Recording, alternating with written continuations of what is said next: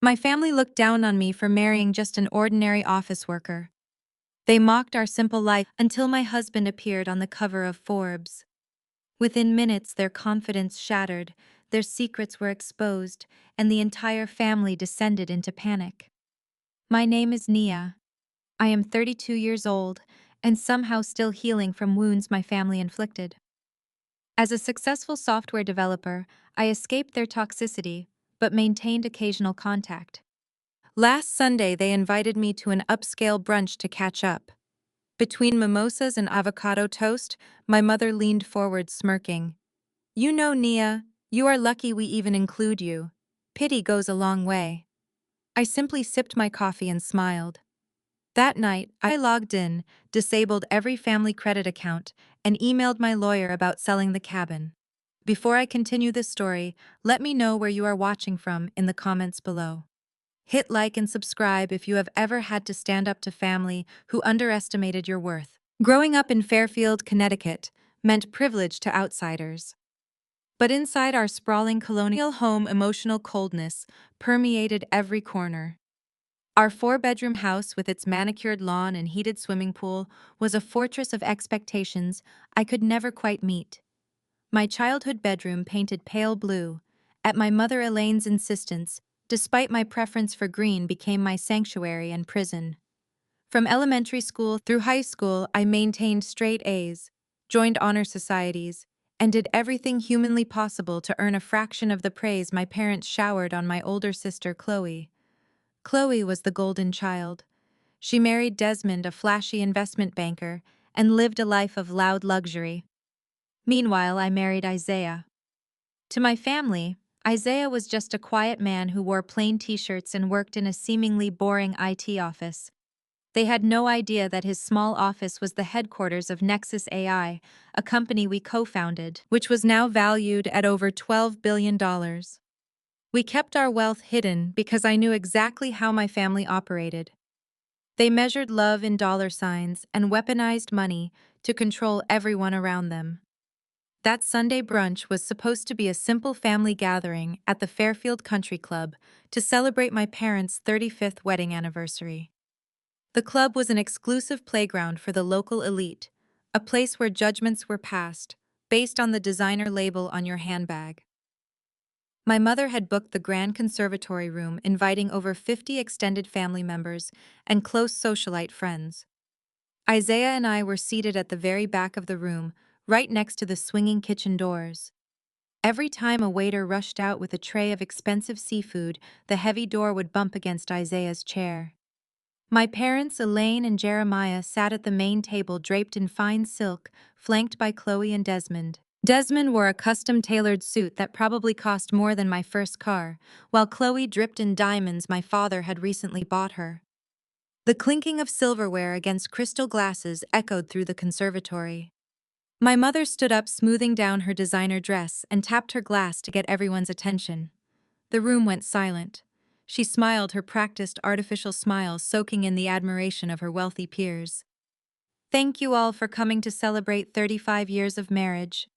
My mother began, her voice echoing perfectly through the room. "We have built a wonderful life, a thriving family business, and a legacy that will last for generations. My husband Jeremiah and our brilliant son-in-law Desmond have just closed a massive deal that will expand our company across the East Coast." The crowd clapped politely. Desmond puffed out his chest, raising his glass of expensive whiskey in acknowledgement. My mother paced slowly around the head table. "But today is also about teaching the next generation about responsibility," she continued. "As you know, our youngest daughter Nia chose a different path. She married Isaiah, a simple office worker who crunches numbers for a meager salary. We have always tried to support them despite their lack of ambition." I felt my heart pound against my ribs. I looked at Isaiah, who just raised an eyebrow, completely unbothered. He gently squeezed my hand under the table, anchoring me. My mother pointed directly at our table by the kitchen doors. "So to help Nia and Isaiah learn the value of contributing to this family's legacy, I have decided that they will be covering the entire bill for today's anniversary brunch. It is a small gesture of gratitude for everything we have given them." The room gasped softly. Over 50 guests had been eating premium lobster caviar and drinking imported vintage champagne for the last 3 hours. I knew the country club's pricing intimately. That bill was going to be at least $30,000. It was a calculated, vicious ambush designed to humiliate us in front of the entire family and their elite social circle. She firmly believed we could not afford it, and she wanted the satisfaction of watching us fail publicly. Chloe laughed loudly from the head table, making sure her voice carried. "Come on, Mom," Chloe mocked, leaning back in her chair. "Do not do that to the poor guy. Isaiah's entire yearly salary probably cannot cover the caviar we just ate. The only thing he can offer the club is the title to his old hybrid car, and even that might bounce." Desmond joined in the cruel laughter. "If you guys need a loan to pay for your meal, I can set up a payment plan for you at my bank," Desmond sneered. "But the interest rate for ordinary office workers is pretty high. You really should have listened to me, Nia, and taken that entry-level job at your father's warehouse. At least you would have some savings." My father, Jeremiah, stood up, his face stern and unforgiving. He pointed a thick finger in our direction. "If you try to run out on this bill, Nia, I will personally see to it that you are banned from every establishment in this city. You chose to marry a lazy, unambitious man. Now you can face the consequences. Pay the bill or get out of my sight." The sheer venom in his voice was staggering. They had orchestrated this entire spectacle to break me, to prove once and for all that without their money and their status, I was utterly worthless. They expected me to cry. They expected me to panic, beg for forgiveness, and validate their belief that I was the inferior child. I looked at the people sitting around the room. Aunts, uncles, and family friends were whispering to each other, casting judgmental glances at Isaiah's plain sweater and my simple dress. No one spoke up to defend us. They were all complicit in my family's toxic game. I took a slow, deep breath. The scared, anxious girl who used to cry in her pale blue bedroom would have crumbled under the weight of their public rejection. But the woman sitting at this table was the chief operating officer of a multi-billion-dollar tech empire. I had faced down ruthless venture capitalists and cutthroat board members. This pathetic display of suburban elitism meant absolutely nothing to me. I turned to Isaiah. He did not look angry or embarrassed. He simply looked amused. "Are you ready to handle this?" I asked him softly. Isaiah smiled, that genuine warm smile that made me fall in love with him. "Let us pay the bill," he whispered back. Instead of running out in tears, Isaiah stood up. The whispering in the room immediately died down. Everyone watched in stunned silence as this supposedly broke office worker adjusted his simple jacket and stepped out from behind the table. He carried himself with a quiet, dangerous authority that immediately unsettled the room.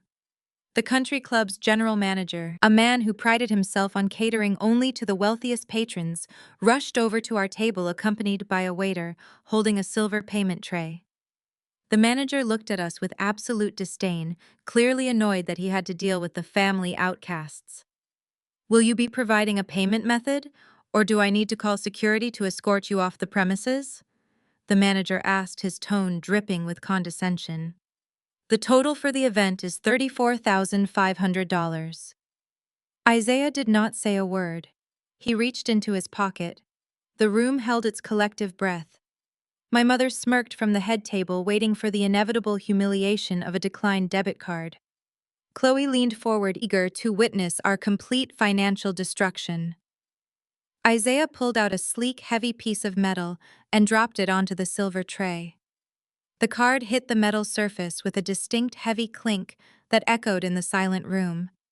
It was a solid black titanium American Express Centurion card, the ultimate symbol of unlimited wealth, available by invitation only to the top fraction of a percent of the world's richest individuals. The manager stared at the card. His jaw dropped open. Desmond jumped out of his seat, his eyes bulging as he recognized the exclusive piece of metal. "Are you kidding me?" Desmond shouted, his voice cracking with sudden panic. "That is a fake. You bought a prop off the internet to flex at a family brunch. Swipe it. Swipe the card right now and let everyone see it decline." Isaiah looked at the manager, his expression perfectly calm. "Go ahead. Please run the card for the full amount. And put a $10,000 tip on it for the waitstaff working the kitchen doors today." The manager's hands trembled violently as he picked up the heavy titanium card. He pulled a portable payment terminal from his jacket, his eyes darting nervously between my father's furious face and Isaiah's unshaken demeanor. The entire conservatory seemed to freeze in time. No one took a breath. No one whispered a word. Everyone was waiting for the machine to beep red and decline the massive transaction. The manager slid the metal card through the reader. The machine processed for 2 agonizing seconds. Then the screen lit up bright green. Transaction approved. But it did not just approve the payment. The terminal emitted a loud, continuous ringing sound, a specialized VIP alert reserved only for the absolute highest tier of club ownership. The sound cut through the tension like a siren, signaling that the balance of power in the room had just shifted forever. The sudden realization hit my parents like a heavy physical blow, their arrogant smiles melting into sheer terror as they stared at the flashing green screen in absolute, undeniable, and complete disbelief. The continuous ringing of the portable payment terminal echoed through the grand conservatory. It was a sharp, piercing electronic sound that completely shattered the carefully curated elegance of the evening. For a fleeting second, the entire ballroom was paralyzed. The wealthy guests, the prominent socialites, and the ruthless business tycoons all stared at the bright green screen as if it were a complex optical illusion they could not quite decipher. The maitre d' stood completely frozen, his eyes wide behind his wire-rimmed glasses. His hands were shaking so violently that the silver payment tray rattled aggressively against his waist. He looked down at the heavy black titanium card resting in the machine, and then he looked up at my husband. The natural color had entirely drained from the maitre d' face, leaving him looking like a terrified ghost. He knew exactly what that specific alarm meant. It was a secure sound that had not been triggered in this exclusive country club for nearly a decade. It signified a member of the absolute elite ownership circle, someone whose financial footprint was so massive and undeniable that it overrode every standard security protocol in the building. Trevin was the very first person to break the stunned silence. His face turned a dangerous, mottled shade of crimson. He simply could not process the reality unfolding right in front of him. In his narrow mind, he was the undisputed apex predator of this family, the wealthy hedge fund manager who deserved all the respect, the fear, and the admiration. He stomped over to our table, his expensive leather shoes thudding heavily against the polished hardwood floor. "You have got to be kidding me!" Trevon shouted, his voice cracking with a chaotic mixture of panic and pure rage. He violently shoved the poor maitre d' aside and snatched the heavy black card right out of the payment terminal. "Are you all blind? Look at this thing." Trevin held the card up high in the air for the surrounding tables to see, waving it around like a piece of damning evidence. "It is a fake prop. A piece of cheap metal he bought off the internet to try and look important. You really think a low-level information technology guy who drives a beat-up Honda Civic qualifies for a Centurion card? He is running a pathetic scam to save face." Before Isaiah could even respond to Trevon's childish outburst, my older sister Dominique marched over to our table. Her heavy beaded gown swished aggressively with every furious step she took. Her face was twisted into an ugly, resentful sneer, completely ruining the illusion of her carefully applied makeup. She pointed a long, manicured finger directly at my face, her acrylic nail nearly brushing my nose. "You are truly sick, Nia," Dominique hissed, her shrill voice loud enough for the entire back half of the ballroom to hear clearly. "I know exactly what you are doing right now. You have been plotting this embarrassing little stunt for years. You are just mad that Dad took your medical school fund to pay for my destination wedding in Cabo. You never got over it, did you? You could not stand the fact that Dad believed my marriage was a much better investment than your useless education. So you convinced your pathetic husband to rent a fake credit card and humiliate us at the most important charity gala of the year. Get over your petty jealousy and leave this building immediately before you embarrass us any further." Hearing her loudly mention the Cabo wedding sent a brief cold shiver down my spine. It was the ultimate betrayal of my youth, a wound that had taken years to finally heal.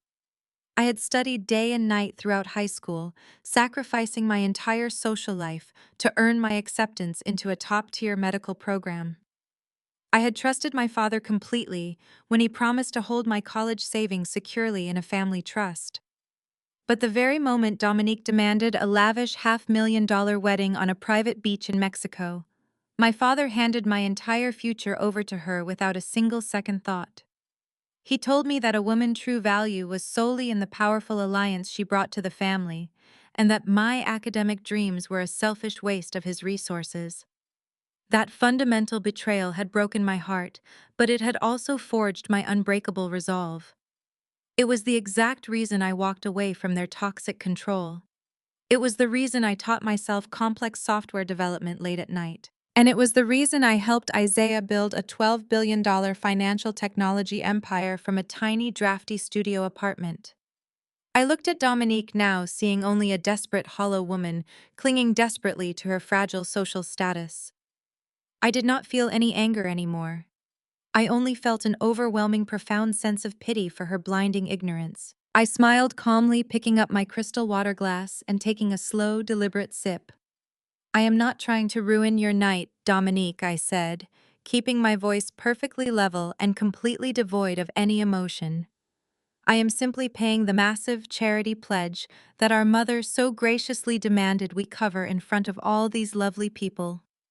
If your husband cannot handle the reality of a successful payment transaction, perhaps he should step away from the table before he bursts a blood vessel and ruins that expensive suit." The surrounding guests began to murmur among themselves, sensing the shifting power dynamic in our quiet confidence. It was clear that my sister was losing her grip on the audience she so desperately wanted to impress. My father, Jeremiah, stormed down from the elevated head table, his heavy footsteps echoing with authority. He pushed his way aggressively through the gathering crowd of whispering guests. He towered over our small table, his broad shoulders tense and his jaw clenched so tightly I thought his teeth might shatter under the immense pressure. He glared down at Isaiah with absolute, unfiltered disgust. "If this card bounces, or if this is some kind of elaborate digital fraud you cooked up, I will personally ruin you." "Isaiah," my father growled, leaning in close so only we could hear the full malice in his harsh tone. "I will call the police right now and have you arrested for wire fraud. I will ensure that the charity committee presses the maximum possible charges against you. You will spend the next decade rotting in a federal prison cell, and I will make sure my ungrateful daughter is left with absolutely nothing on the streets. Do you hear me? You do not ever play games with my hard-earned reputation in this city." Isaiah did not flinch.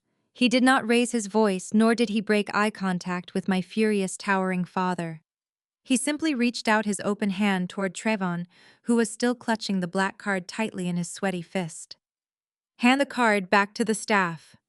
Trevon, Isaiah said softly, his deep voice carrying a quiet, unshakable weight that commanded absolute obedience without needing to shout.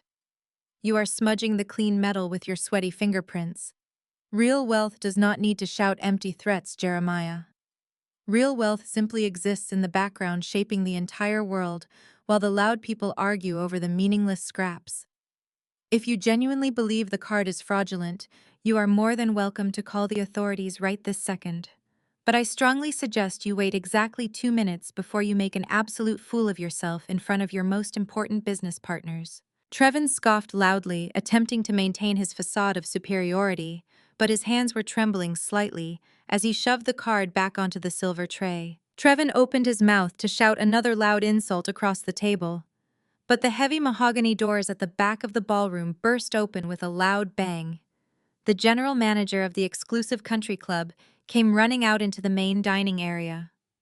This man practically floated through the carpeted halls with an air of untouchable arrogance.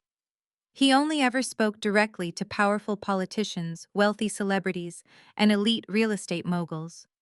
He was known throughout the city for his impeccable composure and strict adherence to high society etiquette. But right now, all of that polished composure was completely gone. He was sprinting past the bewildered kitchen staff, his expensive tailored suit jacket flapping wildly behind him as he ran. He was completely out of breath, his face flushed a deep, unhealthy red and covered in a noticeable sheen of terrified sweat. He was visibly shaking his eyes wide with panic that silenced the murmurs of the nearby guests. He practically shoved a socialite out of his path, ignoring all decorum. His desperate gaze locked entirely on our small, forgotten table near the kitchen doors. The continuous ringing of the portable payment terminal echoed through the grand conservatory. It was a sharp, piercing electronic sound that completely shattered the carefully curated elegance of the evening. For a fleeting second, the entire ballroom was paralyzed. The wealthy guests, the prominent socialites, and the ruthless business tycoons all stared at the bright green screen as if it were a complex optical illusion they could not quite decipher. The maitre d' stood completely frozen, his eyes wide behind his wire-rimmed glasses. His hands were shaking so violently that the silver payment tray rattled aggressively against his waist. He looked down at the heavy black titanium card resting in the machine, and then he looked up at my husband. The natural color had entirely drained from the maitre d' face, leaving him looking like a terrified ghost. He knew exactly what that specific alarm meant. It was a secure sound that had not been triggered in this exclusive country club for nearly a decade.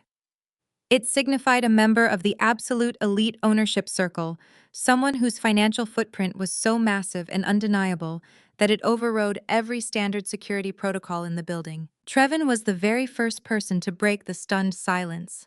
His face turned a dangerous mottled shade of crimson. He simply could not process the reality unfolding right in front of him. In his narrow mind, he was the undisputed apex predator of this family, the wealthy hedge fund manager who deserved all the respect, the fear, and the admiration. He stomped over to our table, his expensive leather shoes thudding heavily against the polished hardwood floor. "You have got to be kidding me!" Trevin shouted, his voice cracking with a chaotic mixture of panic and pure rage. He violently shoved the poor maitre d' aside and snatched the heavy black card right out of the payment terminal. "Are you all blind? Look at this thing." Trevon held the card up high in the air for the surrounding tables to see, waving it around like a piece of damning evidence. It is a fake prop. A piece of cheap metal he bought off the internet to try and look important. You really think a low-level information technology guy who drives a beat-up Honda Civic qualifies for a Centurion card? He is running a pathetic scam to save face. Before Isaiah could even respond to Trevon's childish outburst, my older sister Dominique marched over to our table. Her heavy beaded gown swished aggressively with every furious step she took. Her face was twisted into an ugly, resentful sneer, completely ruining the illusion of her carefully applied makeup. She pointed a long, manicured finger directly at my face, her acrylic nail nearly brushing my nose. "You are truly sick, Nia." Dominique hissed, her shrill voice loud enough for the entire back half of the ballroom to hear clearly. "I know exactly what you are doing right now. You have been plotting this embarrassing little stunt for years.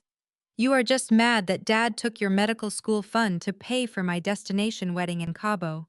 You never got over it, did you?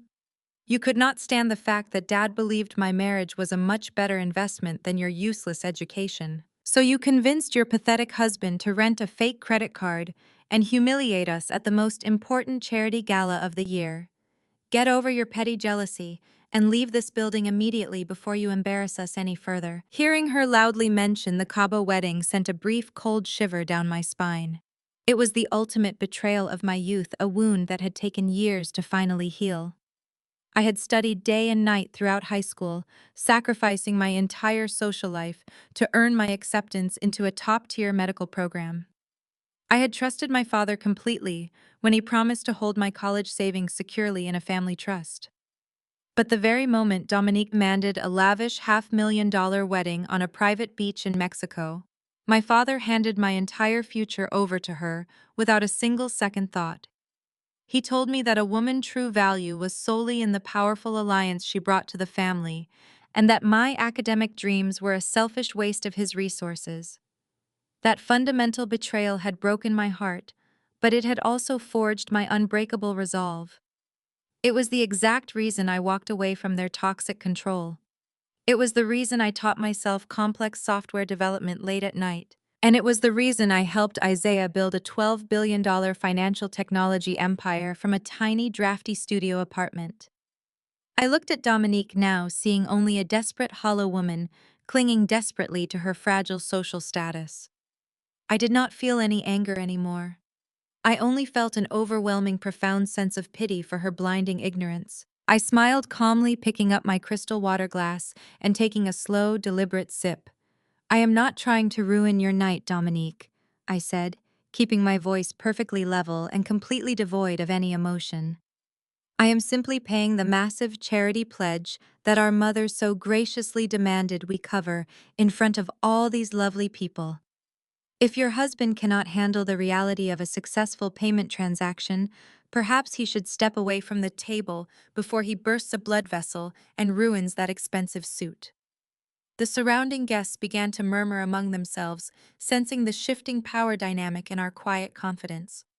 It was clear that my sister was losing her grip on the audience she so desperately wanted to impress. My father, Jeremiah, stormed down from the elevated head table, his heavy footsteps echoing with authority. He pushed his way aggressively through the gathering crowd of whispering guests.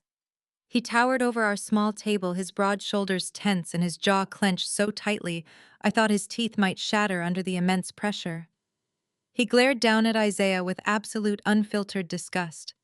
"If this card bounces, or if this is some kind of elaborate digital fraud you cooked up, I will personally ruin you." "Isaiah," my father growled, leaning in close so only we could hear the full malice in his harsh tone. "I will call the police right now and have you arrested for wire fraud. I will ensure that the charity committee presses the maximum possible charges against you. You will spend the next decade rotting in a federal prison cell, and I will make sure my ungrateful daughter is left with absolutely nothing on the streets. Do you hear me? You do not ever play games with my hard-earned reputation in this city." Isaiah did not flinch. He did not raise his voice, nor did he break eye contact with my furious, towering father. He simply reached out his open hand toward Trayvon, who was still clutching the black card tightly in his sweaty fist. "Hand the card back to the staff." "Trayvon," Isaiah said softly, his deep voice carrying a quiet, unshakable weight that commanded absolute obedience without needing to shout. "You are smudging the clean metal with your sweaty fingerprints. Real wealth does not need to shout empty threats, Jeremiah. Real wealth simply exists in the background, shaping the entire world, while the loud people argue over the meaningless scraps. If you genuinely believe the card is fraudulent, you are more than welcome to call the authorities right this second. But I strongly suggest you wait exactly 2 minutes before you make an absolute fool of yourself in front of your most important business partners." Trevin scoffed loudly, attempting to maintain his facade of superiority, but his hands were trembling slightly as he shoved the card back onto the silver tray. Trevin opened his mouth to shout another loud insult across the table, but the heavy mahogany doors at the back of the ballroom burst open with a loud bang. The general manager of the exclusive country club came running out into the main dining area. This man practically floated through the carpeted halls with an air of untouchable arrogance.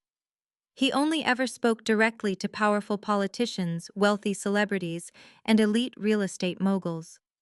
He was known throughout the city for his impeccable composure and strict adherence to high society etiquette. But right now, all of that polished composure was completely gone. He was sprinting past the bewildered kitchen staff, his expensive tailored suit jacket flapping wildly behind him as he ran. I was completely out of breath. His face flushed a deep, unhealthy red and covered in a noticeable sheen of terrified sweat. He was visibly shaking his eyes wide with panic that silenced the murmurs of the nearby guests. He practically shoved a socialite out of his path, ignoring all decorum. His desperate gaze locked entirely on our small, forgotten table near the kitchen doors. The manager did not apologize to my furious father. Instead, he dropped to his knees beside Isaiah, bowing his head so deeply his chin nearly touched the floor.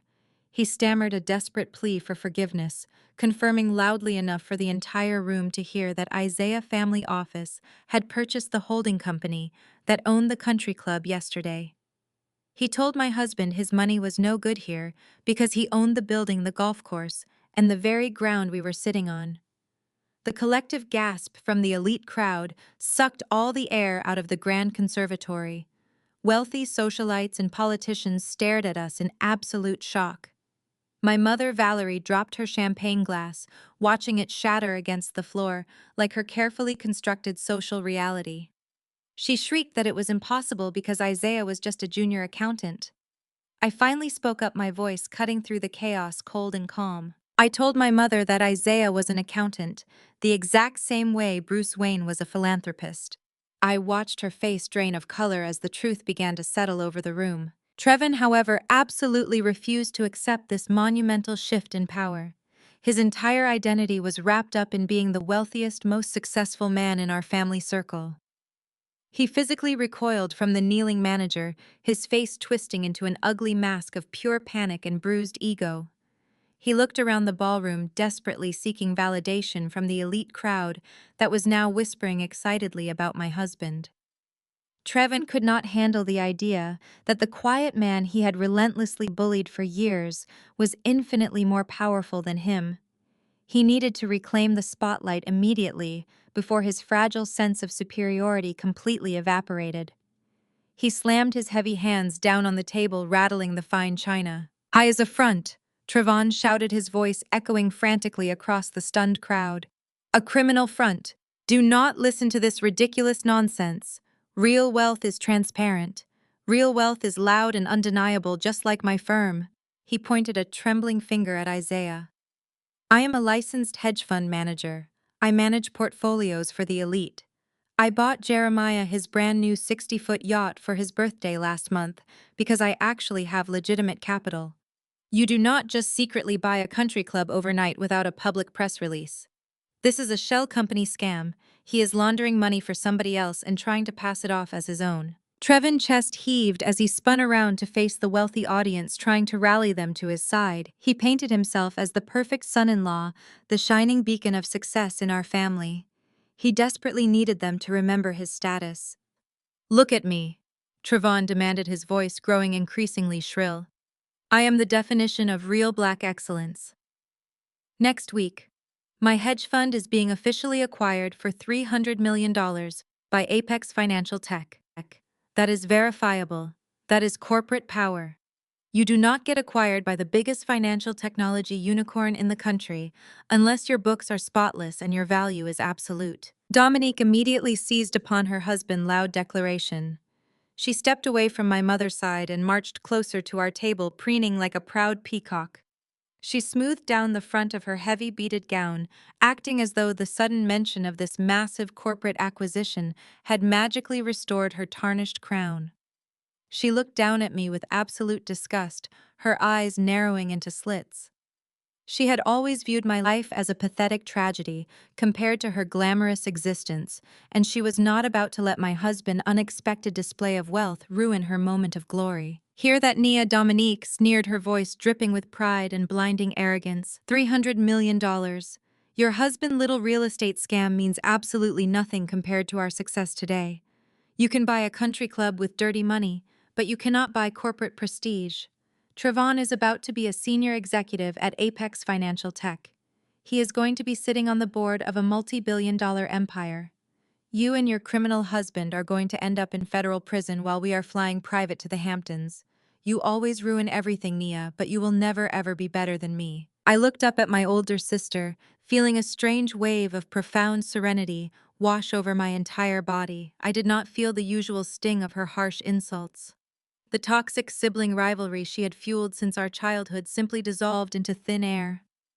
I looked over at Isaiah. I was leaning back comfortably in his chair, his long legs stretched out casually beneath the table.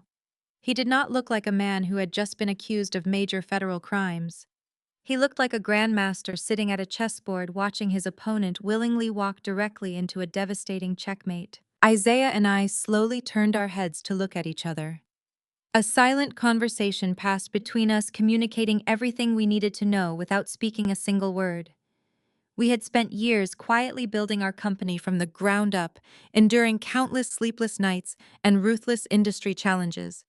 We knew exactly what was about to happen next. Isaiah let out a low, dark chuckle that sent a visible shiver down Trevin's rigid spine. The sound was incredibly relaxed, but carried an undeniable weight of absolute authority. Isaiah leaned forward, resting his forearms on the white tablecloth. He looked directly into Trayvon's panicked, sweating face. Apex Financial Tech. Isaiah repeated softly, a knowing smirk playing on his lips. Are you absolutely certain about that buyout? Trayvon, are you really sure you want to bring up Apex Financial Tech in a room full of highly influential people at this exact moment today? Trevin scoffed, trying to brush off Isaiah's quiet question. His face was slick with perspiration, and his eyes darted nervously around the ballroom. Of course I am certain, you pathetic nobody. Trevin spat back, his voice echoing against the high vaulted ceilings of the conservatory. The term sheet is finalized. The acquisition is a done deal. You probably do not even know what a term sheet is, since you spend your pathetic life fixing computer glitches and hiding behind fake black credit cards. I am a titan in this industry. My hedge fund represents the pinnacle of modern investment strategy. When Apex swallows my firm, I will be untouchable. You are just a jealous fraud trying to steal my spotlight. My father Jeremiah watched the exchange with growing apprehension. He was a ruthless businessman who prided himself on reading people and assessing risk. The absolute unwavering confidence radiating from my husband was beginning to deeply unnerve him. Jeremiah looked from Trevon's flushed, panicked face to Isaiah's perfectly calm demeanor. A small sliver of doubt began to creep into my father's rigid mind. He had spent years dismissing Isaiah as a useless nobody, but the kneeling club manager and the glowing green payment terminal were undeniable facts that challenged his entire worldview. Valerie, my mother, stood frozen near the head table, her shattered champagne glass still lying in pieces at her designer heels. She looked completely lost, unable to comprehend the rapid shift in our family dynamics. She had orchestrated this entire charity gala ambush to humiliate me and elevate Dominique. But the situation was violently spiraling out of her control. She opened her mouth to shout another defensive insult at me, to demand that security remove us immediately, but the words completely failed to materialize in her tight throat. The silence in the grand ballroom stretched out, becoming incredibly heavy and suffocating. 200 members of Atlanta's most elite social circles watched the confrontation with bated breath.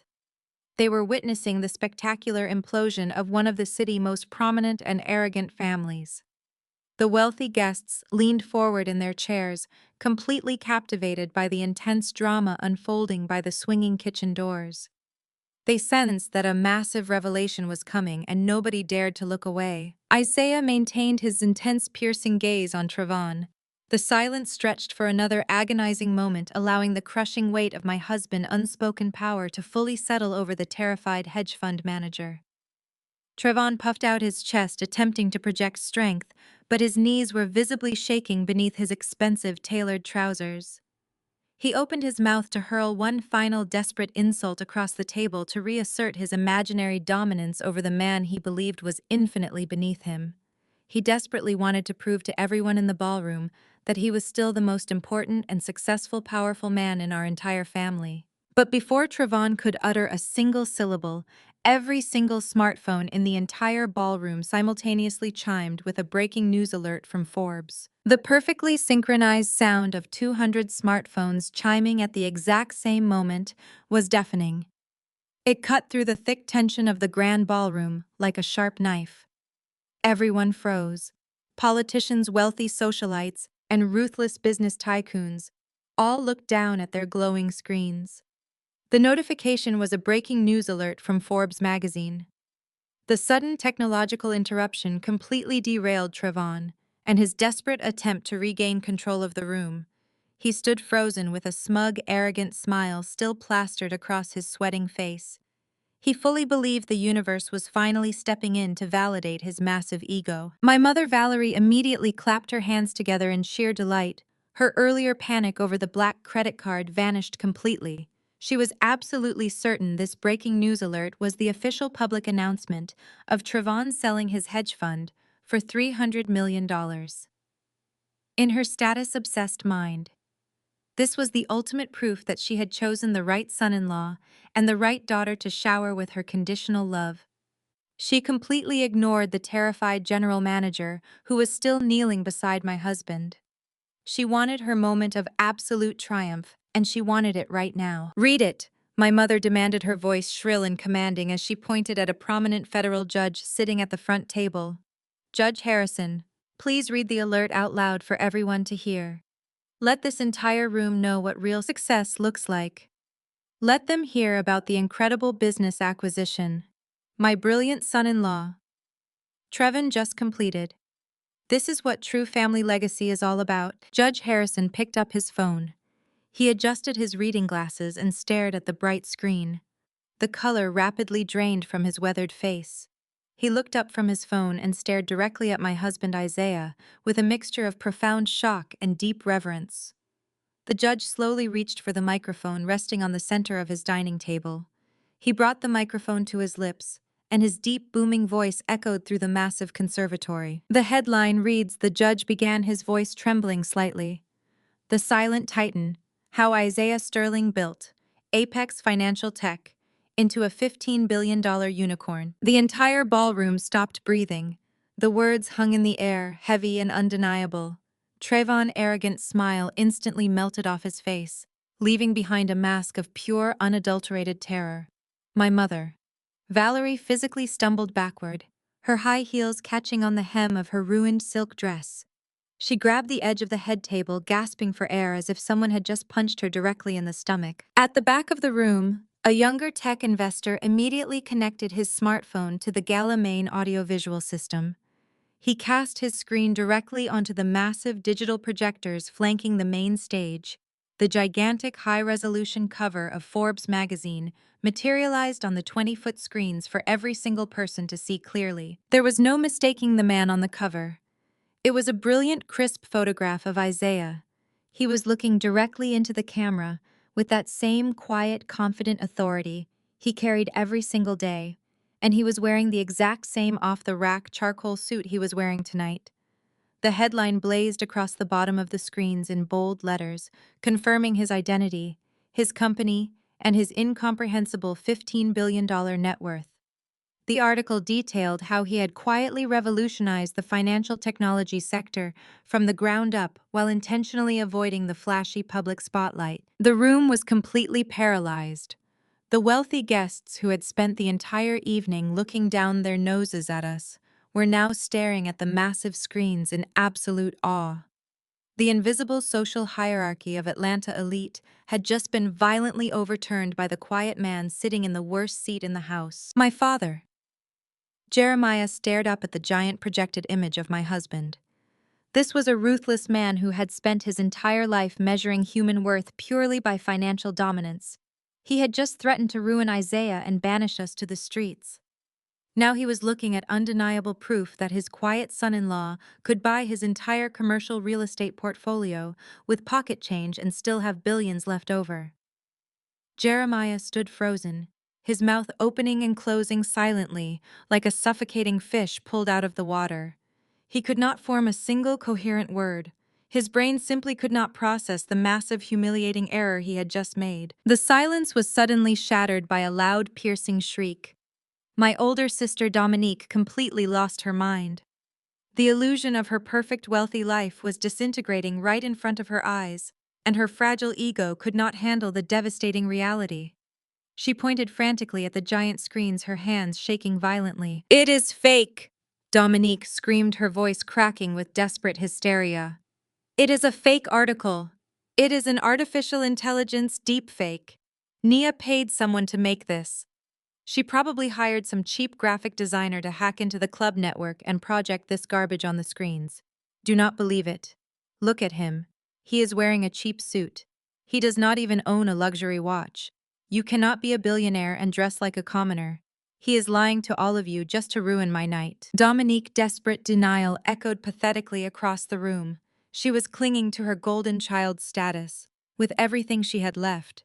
She needed to believe that Trevon was the real success story, because if he was not, her entire identity was completely worthless. She grabbed Trevon's arm, shaking him aggressively. "Tell them, Trevon.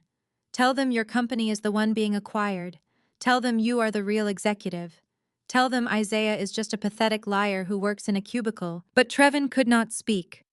He was staring at the glowing green portable payment terminal still resting on the silver tray nearby, and the massive Forbes cover projected on the wall. The pieces finally came together in his arrogant mind: the black titanium credit card, the owner override code, the country club acquisition, and the name of the company, buying his hedge fund, Apex Financial Tech. The very company he had just bragged about joining was entirely owned by the man he had been relentlessly mocking all night long. Trevon's legs gave out, and he slumped heavily against the head table, his expensive tailored suit suddenly feeling like a suffocating prison uniform. I looked at my sister, feeling a profound sense of closure. I did not need to shout. I did not need to argue with her frantic delusions. The truth was written in 50-foot letters on the wall, and no amount of screaming could change it now. I turned my attention back to my husband, who was calmly watching the spectacular implosion of my deeply toxic family. Isaiah did not argue with Dominique's wild accusations. He did not raise his voice to defend his honor or explain his wealth. He simply reached into his jacket pocket and pulled out his smartphone. The room watched him with bated breath, tracking his every single movement. He tapped his screen a few times, navigating through his secure corporate email application. "You want transparency?" Trevin Isaiah asked, his voice cutting through the remaining whispers in the ballroom. "You want to talk about real wealth and verifiable corporate power? You want to talk about the $300 million acquisition of your hedge fund by my company? Let us look at the actual paperwork then." Isaiah connected his phone to the Gala wireless projection system, instantly overriding the Forbes magazine cover. The massive screens on the main stage flickered for a second before displaying a highly confidential live corporate legal document. It was the official acquisition contract for Trevon Hedge Fund, complete with the Apex Financial Tech corporate letterhead and watermarks. The crowd gasped as they read the details on the screen. It was not a celebratory merger agreement or a lucrative buyout designed to make Trevon a wealthy executive. It was a hostile takeover contract specifically engineered to liquidate his entire firm and strip him of all his professional authority.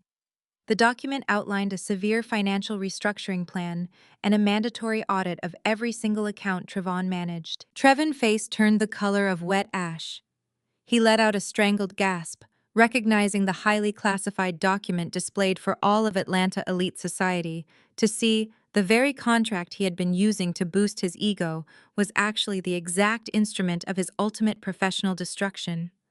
He had unwittingly sold his entire firm to the man he despised the most, and now that man held his entire future in the palm of his hand. "My father."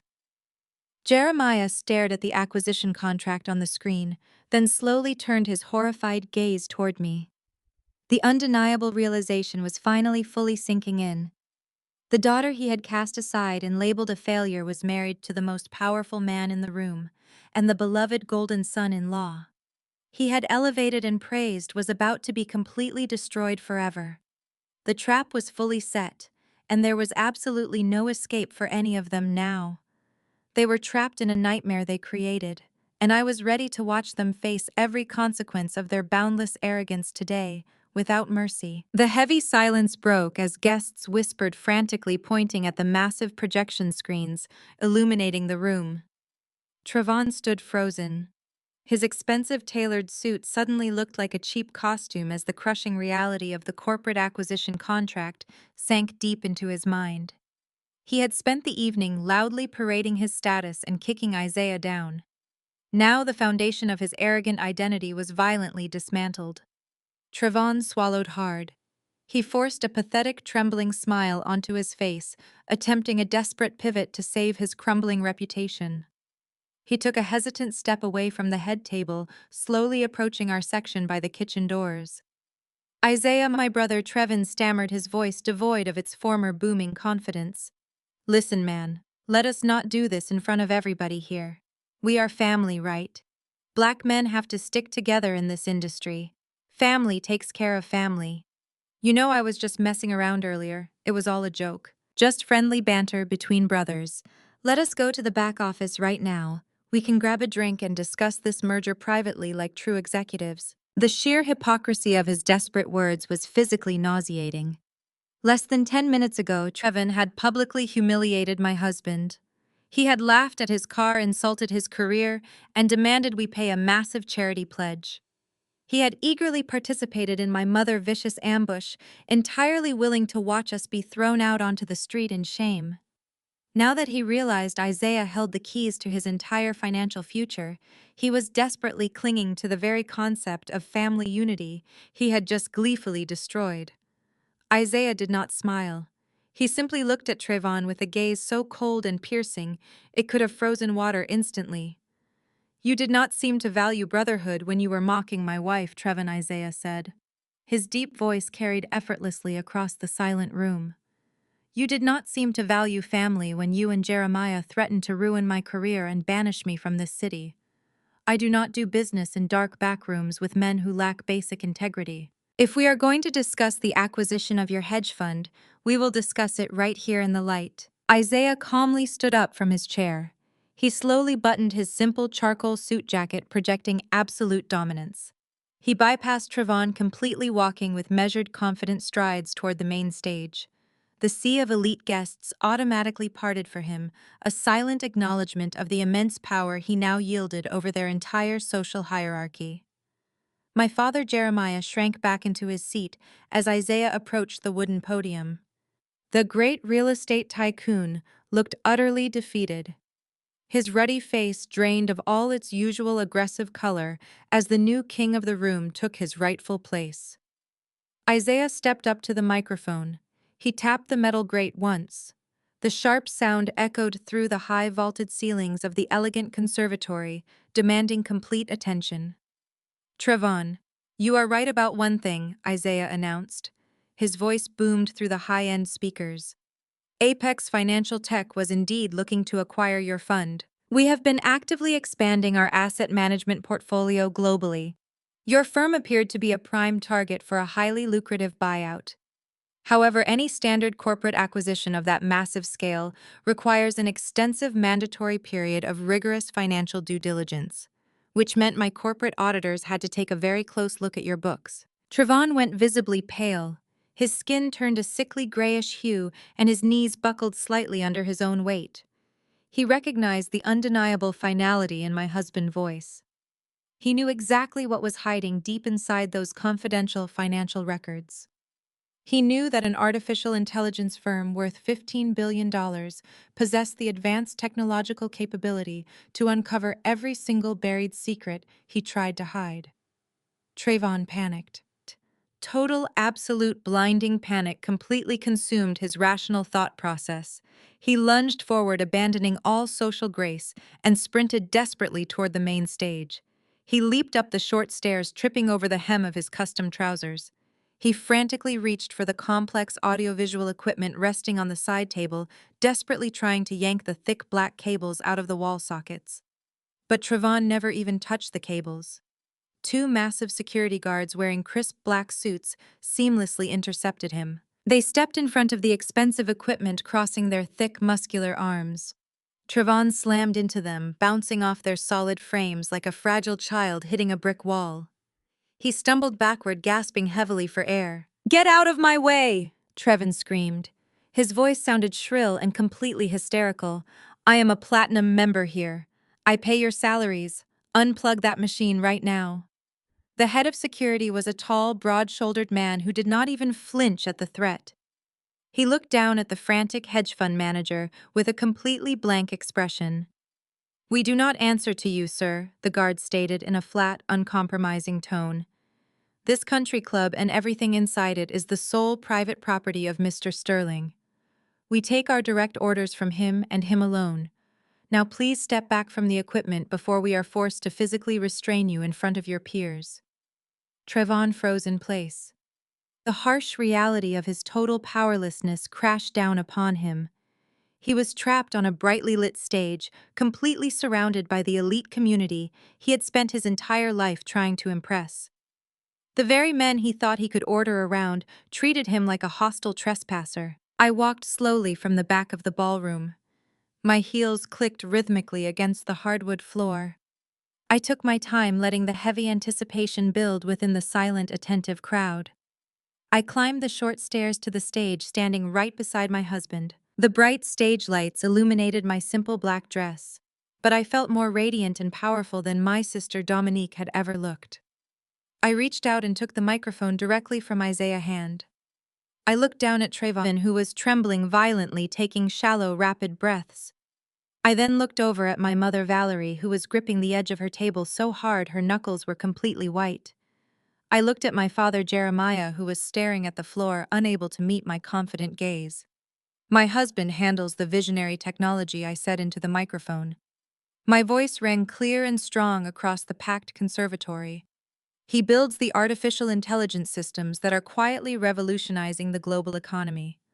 But I am the Chief Operating Officer of Apex Financial Tech. I manage the day-to-day corporate execution, the legal compliance, and the financial restructuring operations, which means I personally ran the intensive audit on your hedge fund, Trayvon. Dominique, who had been standing frozen near the head table, suddenly snapped out of her shocked stupor. She marched toward the stage, her face twisted into an ugly mask of desperate denial. She pointed a shaking manicured finger up at me. "You are lying," Dominique shrieked. Her voice echoed shrilly. "You do not know the first thing about high-level finance, Nia. You are just trying to ruin my husband's reputation because you are insanely jealous. You fabricated a bunch of fake documents to make him look bad. Trayvon is an absolute genius. He manages portfolios for the most powerful families in Atlanta. He would never make a single mistake." I looked down at my older sister, feeling absolutely no sympathy for the devastating heartbreak she was about to endure. She had built her entire arrogant identity on the foundation of Trayvon's supposed wealth, constantly using his money as a weapon to belittle me. It was time for her fragile glass house to finally shatter completely. I pulled my smartphone from my small clutch purse and tapped the screen, connecting my device to the main projection system. The massive screens behind me flickered seamlessly, switching from the acquisition contract to a complex, highly detailed financial spreadsheet, highlighted with bright red warning markers, indicating severe discrepancies. "I am not lying, Dominique," I said, my tone perfectly level and chillingly precise. And Trayvon did not make a simple accounting mistake. He made a highly calculated, deliberate choice to commit massive federal wire fraud. I asked, my voice echoing like a judge delivering a final sentence. Trayvon dropped to his knees on the stage, tearing his custom suit. "Please, Nia," Trayvon sobbed, pleading frantically. "Do not expose me. The trades went bad. I leveraged the accounts to cover margin calls. I needed the buyout money from Apex to fill the hole before anyone noticed." I looked down. "You stole $40 million. But the absolute worst part was yet to come. He had secretly dragged our very own family into his toxic criminal web to survive today." Trayvon remained on his knees on the hard wooden stage. His expensive tailored suit ripped at the seam when he fell, but he did not even seem to notice. The man who had spent the entire evening loudly parading his status and attempting to kick my husband down was now reduced to a weeping, trembling mess. He wiped his nose with the back of his shaking hand, completely abandoning any remaining shred of his fabricated dignity.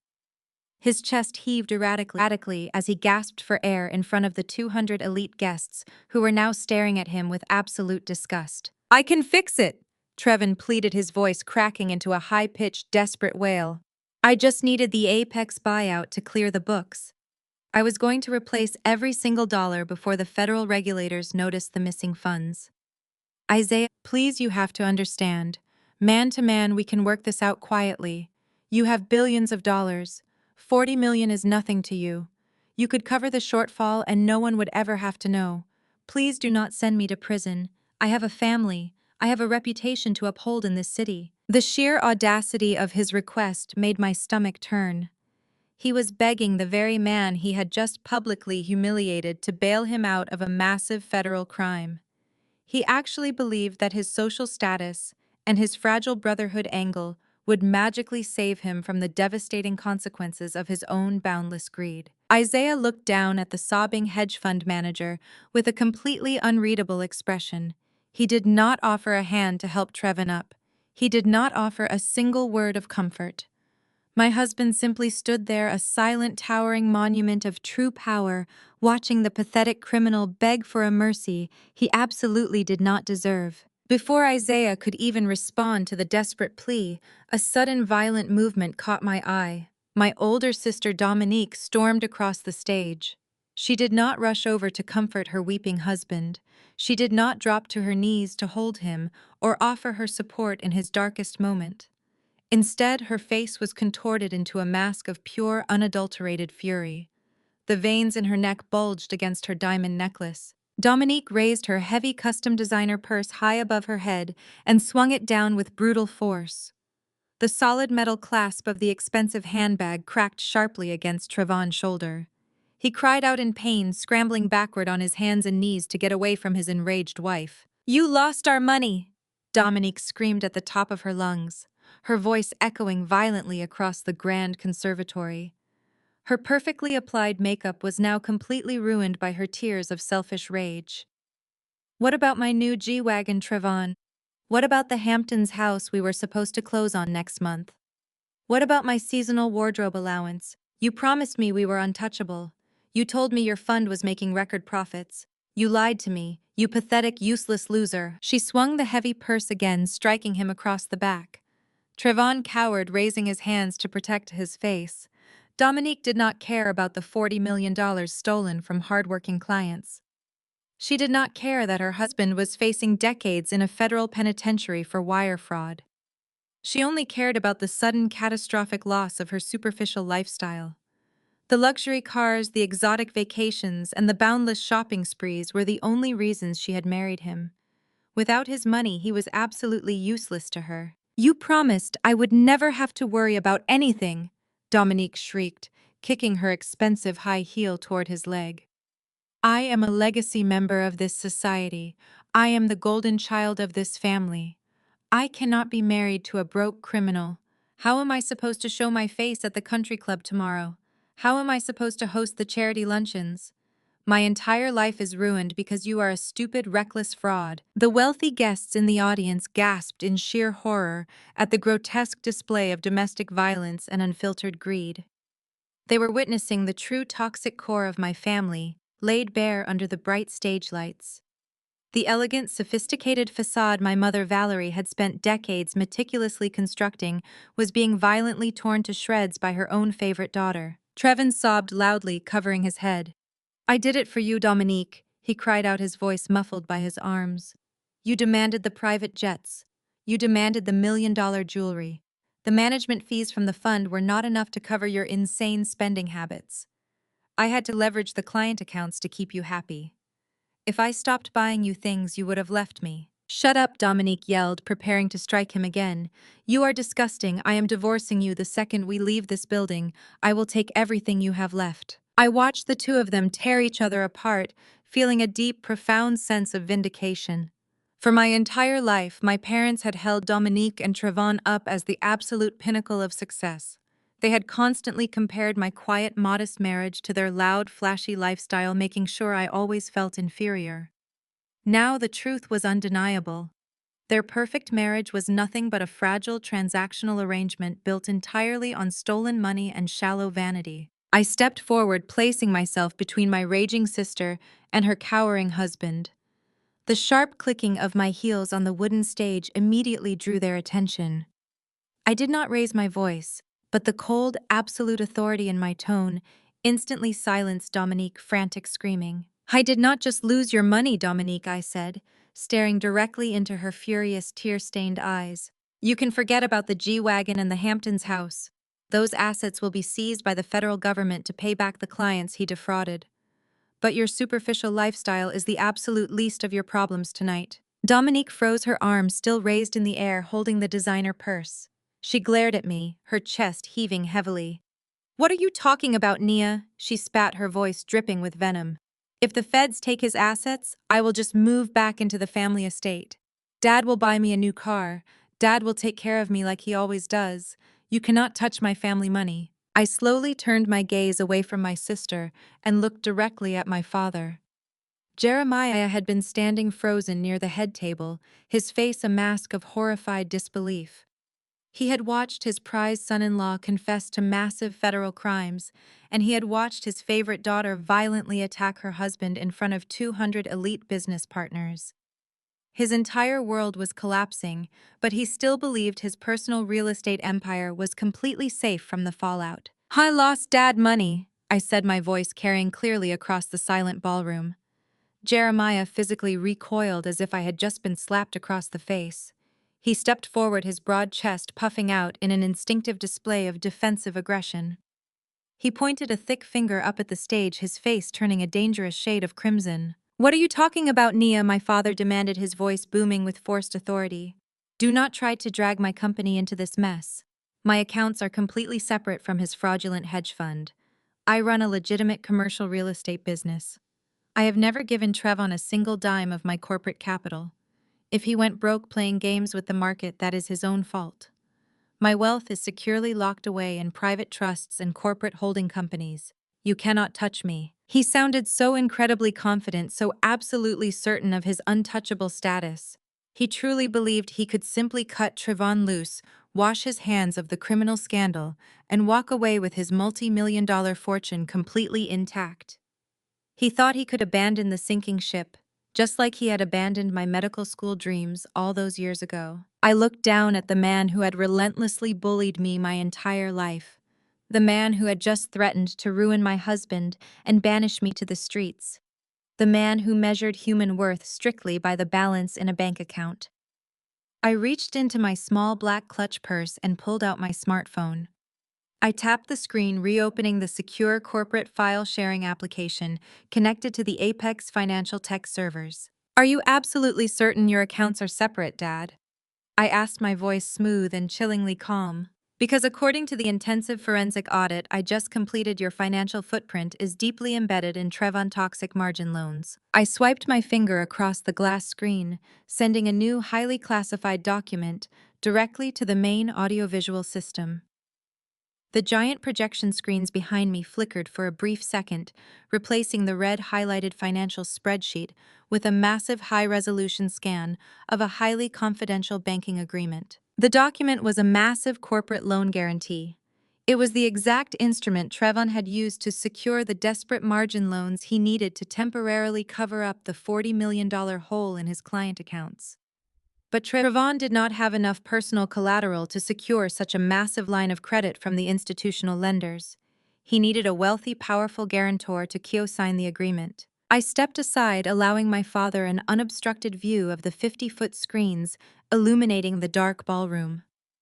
I watched his eyes scan the complex legal jargon displayed in bright white letters against the dark background. I watched his gaze slowly travel down to the very bottom of the projected document, right to the signature line. There, displayed for every single elite guest politician and business rival in Atlanta to see, was the unmistakable bold signature of Jeremiah. The sharp collective gasp from the wealthy audience was deafening. My father's face turned the color of wet ash. His confident, aggressive posture completely collapsed in a fraction of a second. He stumbled backward, gripping the edge of the head table to keep his legs from giving out entirely. The undeniable, terrifying reality of his monumental, catastrophic mistake crashed down upon him, crushing the very air from his lungs. He was permanently legally bound to his son-in-law massive unpayable criminal debt. I looked down at my father, feeling a profound, chilling sense of absolute victory. The final trap was officially sprung, and there was absolutely nowhere left for him to run. The heavy silence in the room was absolute. Jeremiah stood trembling at the head table. The undeniable reality of his own signature projected on the 50-foot screen behind me was a fatal blow to his towering ego. But my father was a man who had spent his entire life bullying people into submission. He had built his commercial real estate empire by crushing his opponents and silencing any dissenting voices in his own home. He had never lost a battle, and his arrogant mind simply refused to accept that he had just been utterly defeated by the daughter he considered a pathetic failure. The initial shock that had frozen him in place rapidly mutated into a desperate feral rage. He was like a wounded animal backed into a corner, lashing out blindly to protect his crumbling territory. Jeremiah slammed his heavy fists down on the dining table, causing the expensive crystal glasses to rattle and spill their contents across the silk tablecloth. He thrust his chest forward, attempting to summon the terrifying authoritarian persona that had kept our family living in fear for decades. He glared up at the stage, his face twisted into a mask of pure, unadulterated fury. His eyes were wild and his breathing was heavy and ragged. He pointed a thick, trembling finger directly at my face, completely ignoring the hundreds of elite guests watching his spectacular meltdown. "Turn that screen off right now!" Jeremiah roared, his voice booming across the grand conservatory with a harsh, grating edge. I said, "Turn it off, Nia. You delete those files immediately. You do not have the right to access my private financial records. You are acting like a spoiled, rebellious teenager throwing a temper tantrum because you did not get your way. I am your father, and I am ordering you to take that forged document down and apologize to this entire room. You will step down from that stage, you will delete your little hacking project, and you will march out the back doors before I have you arrested for corporate espionage." 10 years ago, that booming voice and that aggressive stance would have sent me running from the room in tears. 10 years ago, I would have cowered under his heavy gaze, terrified of the consequences of his wrath. I would have instantly submitted to his tyrannical demands just to keep the peace in our deeply toxic household. But standing on that stage with the soft hum of the projection screen behind me and my brilliant husband standing steadfast by my side, I felt absolutely nothing but a profound sense of untouchable power. His empty threats washed over me like a light breeze. I looked down at the furious, desperate man shouting at me, and I did not see a powerful patriarch. I only saw a foolish, arrogant man who had dug his own financial grave. I did not turn off the screen.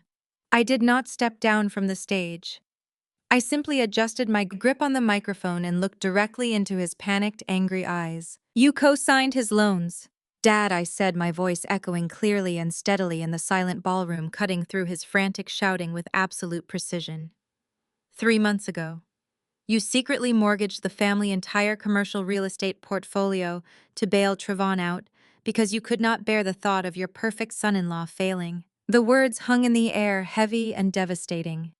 The elite guests in the audience gasped collectively. The wealthy investors and real estate moguls who had done business with my father for years began to murmur frantically among themselves. They all knew exactly what it meant to mortgage a massive commercial portfolio. It meant putting up every single warehouse, every office building, and every retail space my family owned as collateral for a high-risk, high-yield margin loan. It was an act of absolute financial suicide, and my father had committed it willingly, just to protect the superficial image of his favorite daughter husband. He had risked generations of wealth just to keep Trevon looking like a winner. My mother Valerie had been standing rigidly near the head table, her eyes darting frantically between my face and the projected document on the wall. The horrifying reality of my words finally penetrated her thick layers of denial. Her entire identity was intrinsically tied to the immense wealth generated by my father's real estate empire. The luxury cars, the designer wardrobes, the elite country club memberships, and the lavish charity donations were all funded by the very portfolio my father had just secretly wagered on a failing hedge fund. Valerie spun around to face my father, her eyes wide with a frantic, blinding panic. The sophisticated high society facade she had meticulously maintained for her entire adult life completely evaporated in a single second. She lunged toward Jeremiah, grabbing the lapels of his expensive custom-tailored tuxedo. "You mortgaged the business, without telling me!" Valerie screamed at the top of her lungs, her voice cracking into a shrill, hysterical shriek. "You put our entire livelihood on the line for his failing trades. Tell me she is lying. Jeremiah, tell me you did not risk my houses and my accounts to save Trevon. You promised me our assets were locked in a secure trust. You promised me our wealth was untouchable." Jeremiah stumbled backward, trying to pry her frantic hands off his jacket. He was completely surrounded by the furious accusations of his wife and the judgmental stares of his wealthy peers. His authoritarian mask completely shattered, leaving behind a desperate, sweating man scrambling for any possible excuse. He looked wildly around the room, trying to find a friendly face, but the elite community had already turned their backs on him. They smelled the blood in the water, and they wanted absolutely nothing to do with a man facing total financial ruin. "It was a bridge loan."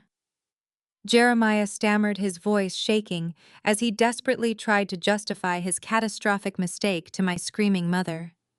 "It was only supposed to be a temporary measure, Valerie. Trevon assured me he just needed a short-term cash injection to cover the margin calls until the end of the fiscal quarter. The Apex acquisition was going to pay it all back tenfold. It was a guaranteed return on investment. The merger was going to make us billionaires, Valerie. I was doing it to secure our legacy, to elevate this family to the next tier of wealth. I did not know he was lying about the audit. I did not know the fund was completely toxic. I was grasping at straws, trying to shift the blame entirely onto Trevon, but the damage was already done. He had signed the documents. He had pledged the collateral. He was legally responsible for the massive unpayable debt. He had allowed his blinding arrogance and his absolute refusal to see Trevon flaws cloud his professional judgment. He had bet the entire family fortune on a liar, and he had lost everything. Isaiah stepped forward on the stage, standing shoulder to shoulder with me. He looked down at my father with a gaze so chilling and severe, it seemed to lower the temperature in the entire grand conservatory. Isaiah did not show an ounce of pity for the man who had relentlessly mocked his career, his car, and his character all evening. My husband simply delivered the final devastating blow with the cold, clinical precision of a seasoned corporate executioner. And since you defaulted last week, the debt was sold to a private equity firm for collection, Isaiah stated, his deep voice ringing with absolute finality. A firm owned entirely by my wife. The revelation struck the room like a physical shockwave. The murmuring crowd went completely dead silent. The sheer magnitude of the power dynamic shift was almost too massive to comprehend. The wealthy guests stared at me with their mouths hanging open. I was not just the chief operating officer of a $15 billion technology company. I was not just the woman who had exposed Trevon's massive federal wire fraud. I was now the sole legal owner of my father's entire commercial real estate empire. I held the deeds to every single property he had spent his life accumulating. I held the keys to my parents' luxurious mansion. I held the absolute power to liquidate their assets, freeze their bank accounts, and leave them with absolutely nothing but the clothes on their backs. Jeremiah's legs finally gave out. The great imposing patriarch of our family collapsed heavily into his dining chair. He buried his face in his trembling hands, his broad shoulders shaking with the crushing weight of his total ruin. He had spent 30 years building an empire only to hand it over to a fraudulent son-in-law and subsequently lose it to the daughter he had deemed entirely worthless. He was utterly broken, his spirit completely crushed by the undeniable reality of his own catastrophic arrogance. He had no lawyers to call. He had no hidden funds to access. He had no favors left to pull. He was entirely at my mercy, and he knew exactly how much mercy he had shown me over the years. None. My mother Valerie stopped screaming. She released her grip on Jeremiah's ruined tuxedo jacket and slowly stood up straight. Her frantic, hyperventilating breaths began to slow down as the chaotic gears in her highly manipulative mind started turning at a rapid pace. She looked at her weeping husband Trevon, kneeling in his torn suit. She looked at her favorite daughter Dominique, who was sobbing hysterically about losing her luxury cars. She looked at my broken father sitting silently in his chair. Then she looked up at me standing on the brightly lit stage, radiating absolute, unassailable power and unlimited wealth. Valerie realized in that very moment that the money, the status, the properties, and the elite legacy she so desperately craved were no longer attached to Jeremiah or Trevon. The wealth was entirely, completely, and legally in my hands. The daughter she had abused, mocked, and alienated was now the wealthiest and most powerful person she had ever known. The social survival instincts that had guided her entire superficial life instantly kicked into overdrive. She wiped the tears from her face, smoothed down her ruined silk gown, and suddenly completely changed her tune, preparing to execute the most desperate emotional manipulation of her entire life. The absolute silence in the grand ballroom was suffocating. My mother stood completely still near the ruined head table. The horrifying reality of her situation was finally penetrating her thick layers of lifelong arrogance. Her entire identity was intrinsically tied to the immense wealth generated by my father and his commercial real estate empire.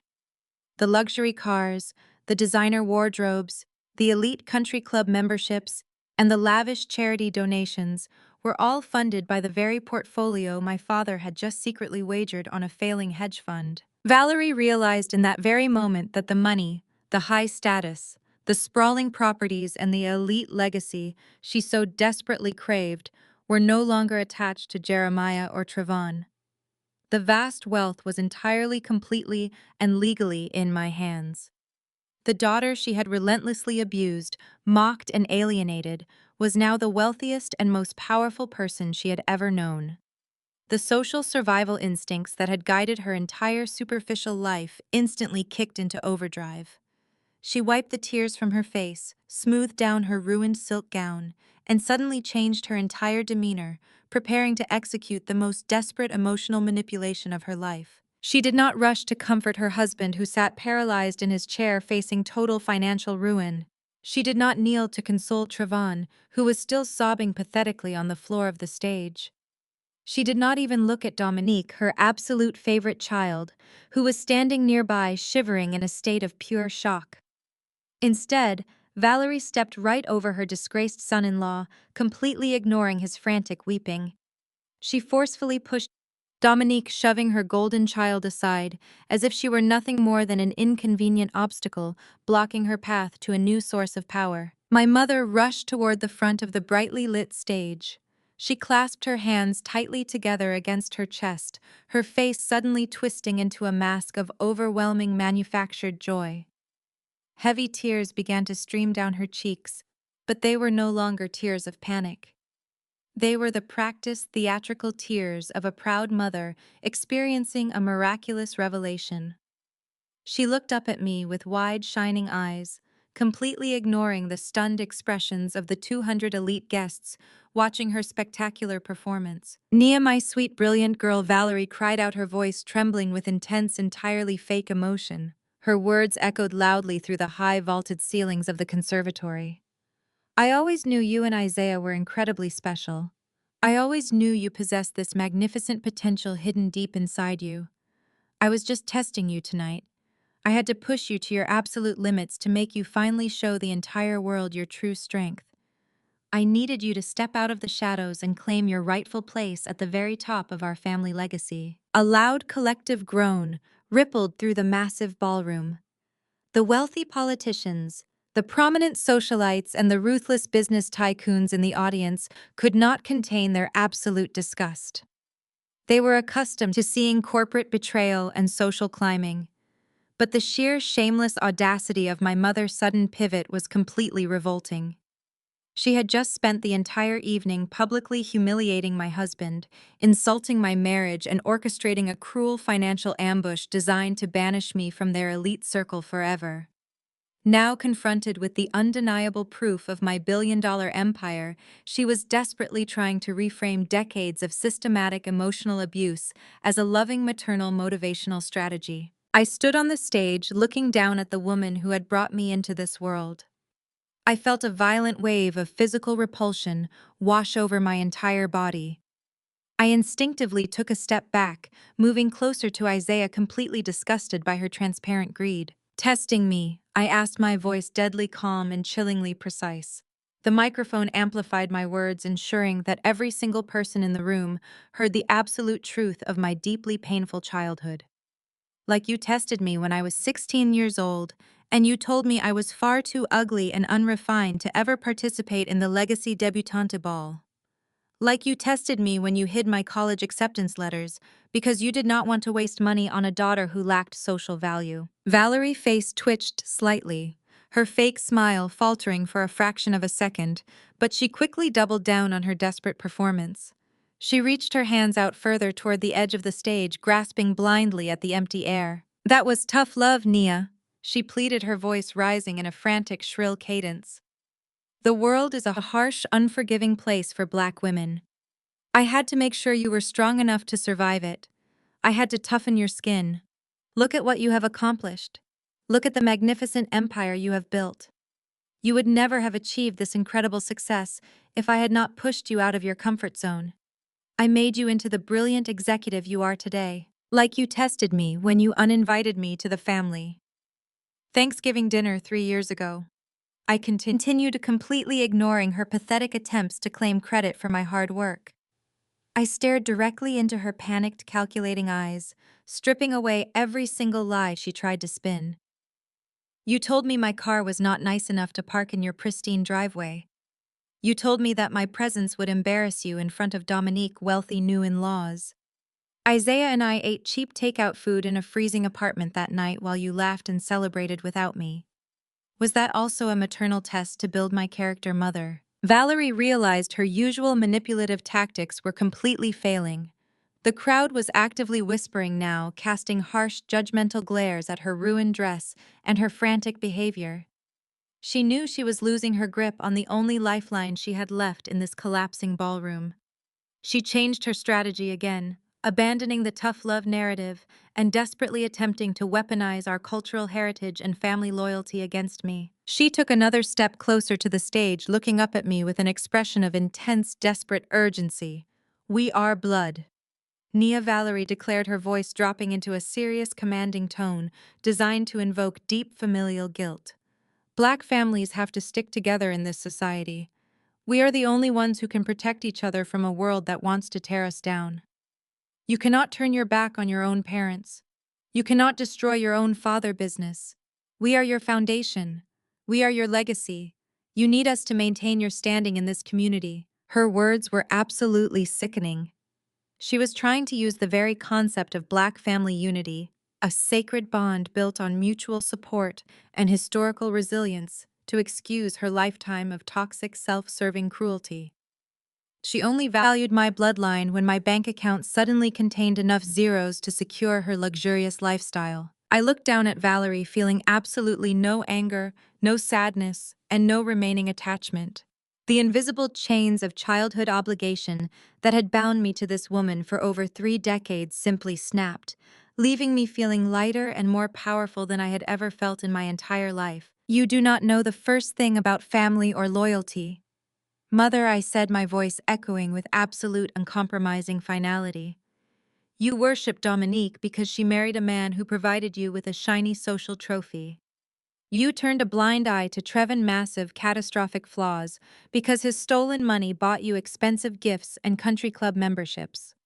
You sold out your own husband, your own family business, and your own integrity just to maintain an illusion of superiority." I reached out and gently placed my hand over Isaiah's arm, feeling the steady, calming warmth of the man who had actually loved me when I had absolutely nothing to offer but my heart. "My family is standing right beside me."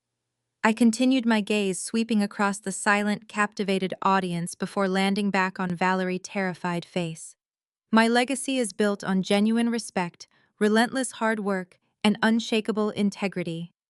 It is not built on fake designer bags, stolen client funds, or leveraging your own children for social clout. You are not my foundation, mother. You are an anchor that tried to drag me down to the bottom of the ocean, and I am finally cutting the rope today." Valerie let out a sharp, devastated gasp. Her arms fell limply to her sides, her hands trembling violently. She looked back at Jeremiah, who was still slumped in his chair, completely broken by his financial ruin. She looked at Dominique, who was now weeping loudly, mourning the sudden death of her superficial high society existence. Valerie finally realized that there was no magical reconciliation coming. There was no billionaire daughter waiting to bail her out of the devastating consequences of her own boundless arrogance. I took a deliberate step back from the edge of the stage, physically and emotionally distancing myself from the toxic woman who had tormented me for so long. I looked directly into my mother, weeping eyes, preparing to deliver the final crushing blow that would permanently sever our ties and strip away the very last remaining symbol of their elite social power forever. "You have no legacy left," I said, clearly, ensuring my voice resonated across the massive, silent ballroom. "Because of your fraudulent co-signing with Trevon, my firm has formally seized your assets to clear the massive debt. The shipping company, the luxury cars, the Buckhead estate. Every single thing you own is now the legal property of Apex Financial Tech." My mother Valerie let out a guttural, devastating wail. She clutched her chest as if she had been physically shot. The illusion of her grand high society life evaporated into nothingness. She looked around wildly, expecting anyone to jump to her defense. but the wealthy guests just stared back with cold, calculating eyes. My father Jeremiah suddenly shot up from his chair. His face was a mask of pure, desperate rage. He pointed a shaking finger at me, his chest heaving. "You think you can just take my entire life away from me?" Nia Jeremiah roared, his voice cracking under the intense pressure. "I built that commercial real estate portfolio with my own two hands. I will sue you for everything you are worth. I will call my team of corporate lawyers right this second, and we will tie you up in litigation for the next 20 years. You will never see a single dime of my money." Isaiah stepped slightly forward, placing himself protectively between me and my furious father. My husband's expression was completely unbothered. He looked at Jeremiah with ice in his eyes, a chilling gaze that commanded absolute submission. "You cannot sue anyone, Jeremiah," Isaiah stated calmly, his deep voice carrying a terrifying sense of finality. "You cannot call your team of corporate lawyers because you can no longer afford them. Our legal division froze your corporate and personal accounts at 4 o'clock this afternoon, the exact moment you officially defaulted on your margin loans. The retainers for your attorneys have already been drained to cover the penalty fees. If you try to call them now, they will hang up the phone. You have absolutely nothing left to fight with." Jeremiah's jaw dropped open. His arm slowly fell to his side. The aggressive, terrifying patriarch who had ruled our family with an iron fist for decades was completely neutralized. He stared at Isaiah, realizing that his vast wealth and power had vanished in a matter of hours. From the side of the stage, my older sister Dominique let out a piercing, hysterical shriek. She stomped her expensive high heels against the floor, her heavy beaded gown swishing violently. Her face was red and streaked with ruined makeup. "You cannot take the house!" Dominique screamed at the top of her lungs, completely ignoring the fact that her husband Trevon was still sobbing on the stage floor. "Where am I supposed to live, Nia? You know I just ordered custom Italian furniture for the foyer. You cannot expect me to move into some tiny, pathetic apartment like a commoner. I need my space, I need my lifestyle, I am a respectable married woman." I looked at my sister, feeling a profound sense of closure. She had spent my entire childhood treating me like a peasant, making sure I always felt inferior to her glamorous existence. Now she was throwing a temper tantrum over custom furniture, while her husband faced federal prison time. "You can live in reality, Dominique." I replied, my tone perfectly flat and devoid of any sympathy. "I hear it builds character. Maybe you can finally learn how to pay your own bills instead of relying on stolen money in our father bank account to fund your empty vanity." Dominique gasped, clutching her diamond necklace as if I had just slapped her across the face. She turned to our mother, expecting Valerie to swoop in and defend her golden child. But Valerie was completely paralyzed, her eyes fixed on the cold, hard reality of her empty future. Isaiah raised his hand, signaling the club security team. The tall, broad-shouldered guards who had blocked Trevon earlier immediately stepped forward, flanking the stage and creating a physical barrier between my toxic family and the rest of the elite guests. The message was clear. The time for negotiating was completely over. "You have exactly 48 hours to vacate the primary estate," Isaiah announced, his voice booming through the conservatory sound system. "Our asset management team will be arriving on Monday morning to change the locks and begin the liquidation process. We will be sending moving boxes to Trevon House in the morning. I highly suggest you use them efficiently. Anything left behind will be immediately discarded without question." The sheer finality of his words struck the room like a heavy iron gavel. The opulent charity gala, which was supposed to be the absolute pinnacle of my parents' social calendar, had transformed into a public execution of their entire legacy. They were being evicted from their own lives in front of every single person they had ever tried to impress. My father Jeremiah slowly sank back into his dining chair. His broad shoulders slouched forward, and he buried his face in his hands. The ruthless businessman who had mercilessly bullied me, my entire life was completely broken. He had risked his entire empire on a fraudulent son-in-law just to maintain a superficial image of perfection, and he had lost everything. Valerie, my mother, realized that begging me was entirely useless. The tough love manipulation had failed spectacularly. The blood obligation guilt trip had been completely rejected. She was totally out of options regarding her youngest daughter. So she frantically turned to the only lifeline she thought she had left. She turned to the wealthy elite community she had spent decades meticulously cultivating. She looked out at the sea of prominent politicians, wealthy real estate developers, and powerful socialites. These were the people she hosted at her lavish dinner parties. These were the women she drank mimosas with every Sunday at the country club. She believed they were her true friends, her loyal allies in the cutthroat world of Atlanta high society. Martha Valerie cried out, her voice desperate and pleading as she took a shaky step toward the front tables. Cynthia, please tell them this is completely illegal. Tell them they cannot do this to us. We have been members of this community for 30 years. You know me. We serve on the charity board together. Please help us. I watched closely as the ultimate social death of my parents unfolded in real time. The wealthy elite society operates on a very strict set of unspoken rules. They respect power, they respect money, and they absolutely despise failure. The moment Valerie reached out her hand begging for salvation, the entire social dynamic of the ballroom violently shifted. Martha, the powerful president of the charity committee, and a woman my mother considered her closest confidant, slowly stood up from her chair. She did not rush over to comfort Valerie. She did not offer a shoulder to cry on. Instead, Martha calmly picked up her expensive crystal wine glass and took a slow, deliberate sip.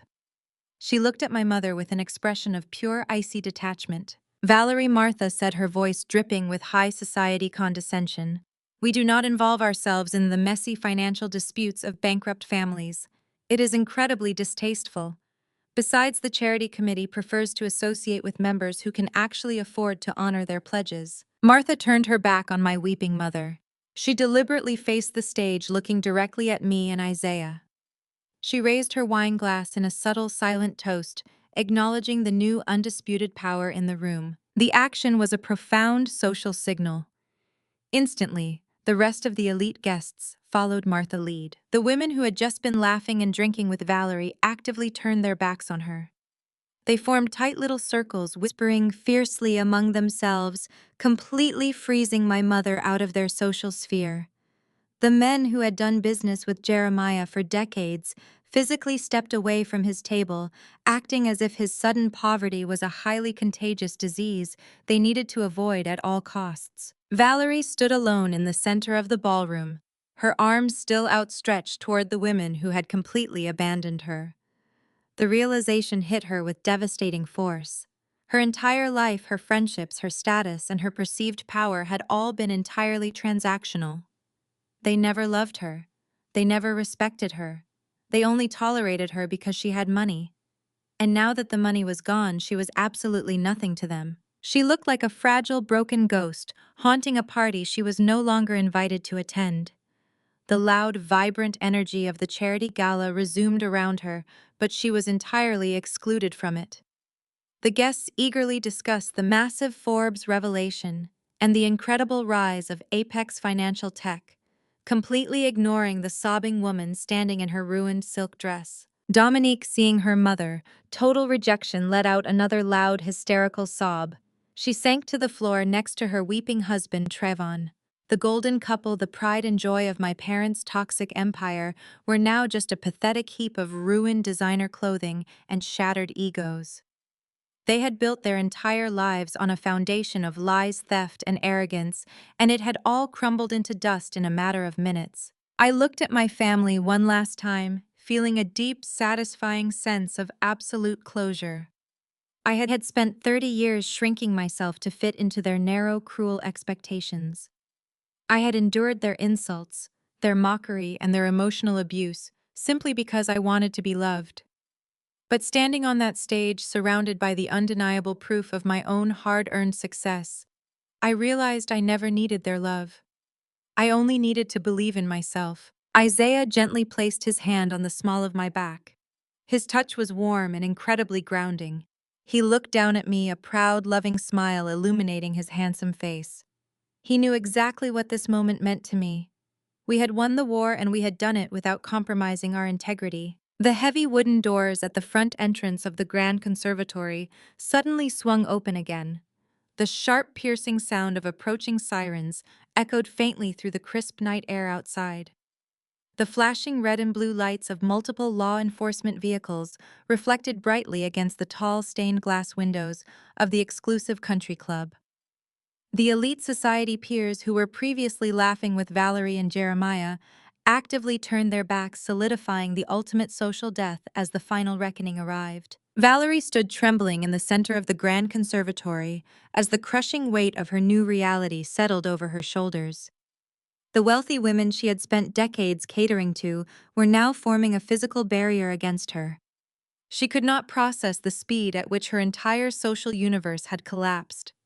In her desperate mind, she truly believed that these women were her genuine friends, her loyal sisters, her unshakable high society family. She took a frantic step toward the front tables, her ruined silk gown dragging heavily across the polished hardwood floor. She reached out her shaking hands toward the women who were deliberately looking away from her. Martha Valerie cried out, her voice cracking with raw, unfiltered desperation. "Cynthia, please, you have to say something. Tell them this is completely illegal. You know me. We have been members of this community for 30 years. We run the charity board together. You are my sorority sisters. We pledged together. Please, you have to help us stop this madness." Martha was the powerful president of the local charity chapter and the undisputed queen of Atlanta elite social circles. She was a woman who commanded respect through intimidation and immense wealth. Martha slowly turned around to face my frantic mother. She did not offer a comforting smile. She did not extend a hand to help Valerie up from her utter despair. Instead, Martha calmly picked up her expensive crystal wine glass and took a slow, deliberate sip of her imported vintage wine. She looked at my mother with an expression of pure icy detachment that sent a visible shiver down Valerie's spine. "I only know people who can afford to pay their charity pledges," Valerie Martha stated, her voice dripping with absolute high society condescension. "We do not involve ourselves in the messy financial disputes of bankrupt families. It is incredibly distasteful, and it reflects poorly on the organization. Your husband just committed catastrophic financial suicide, and your son-in-law is clearly a federal criminal. Do not presume to invoke our sisterhood to save yourself from the consequences of your own boundless arrogance.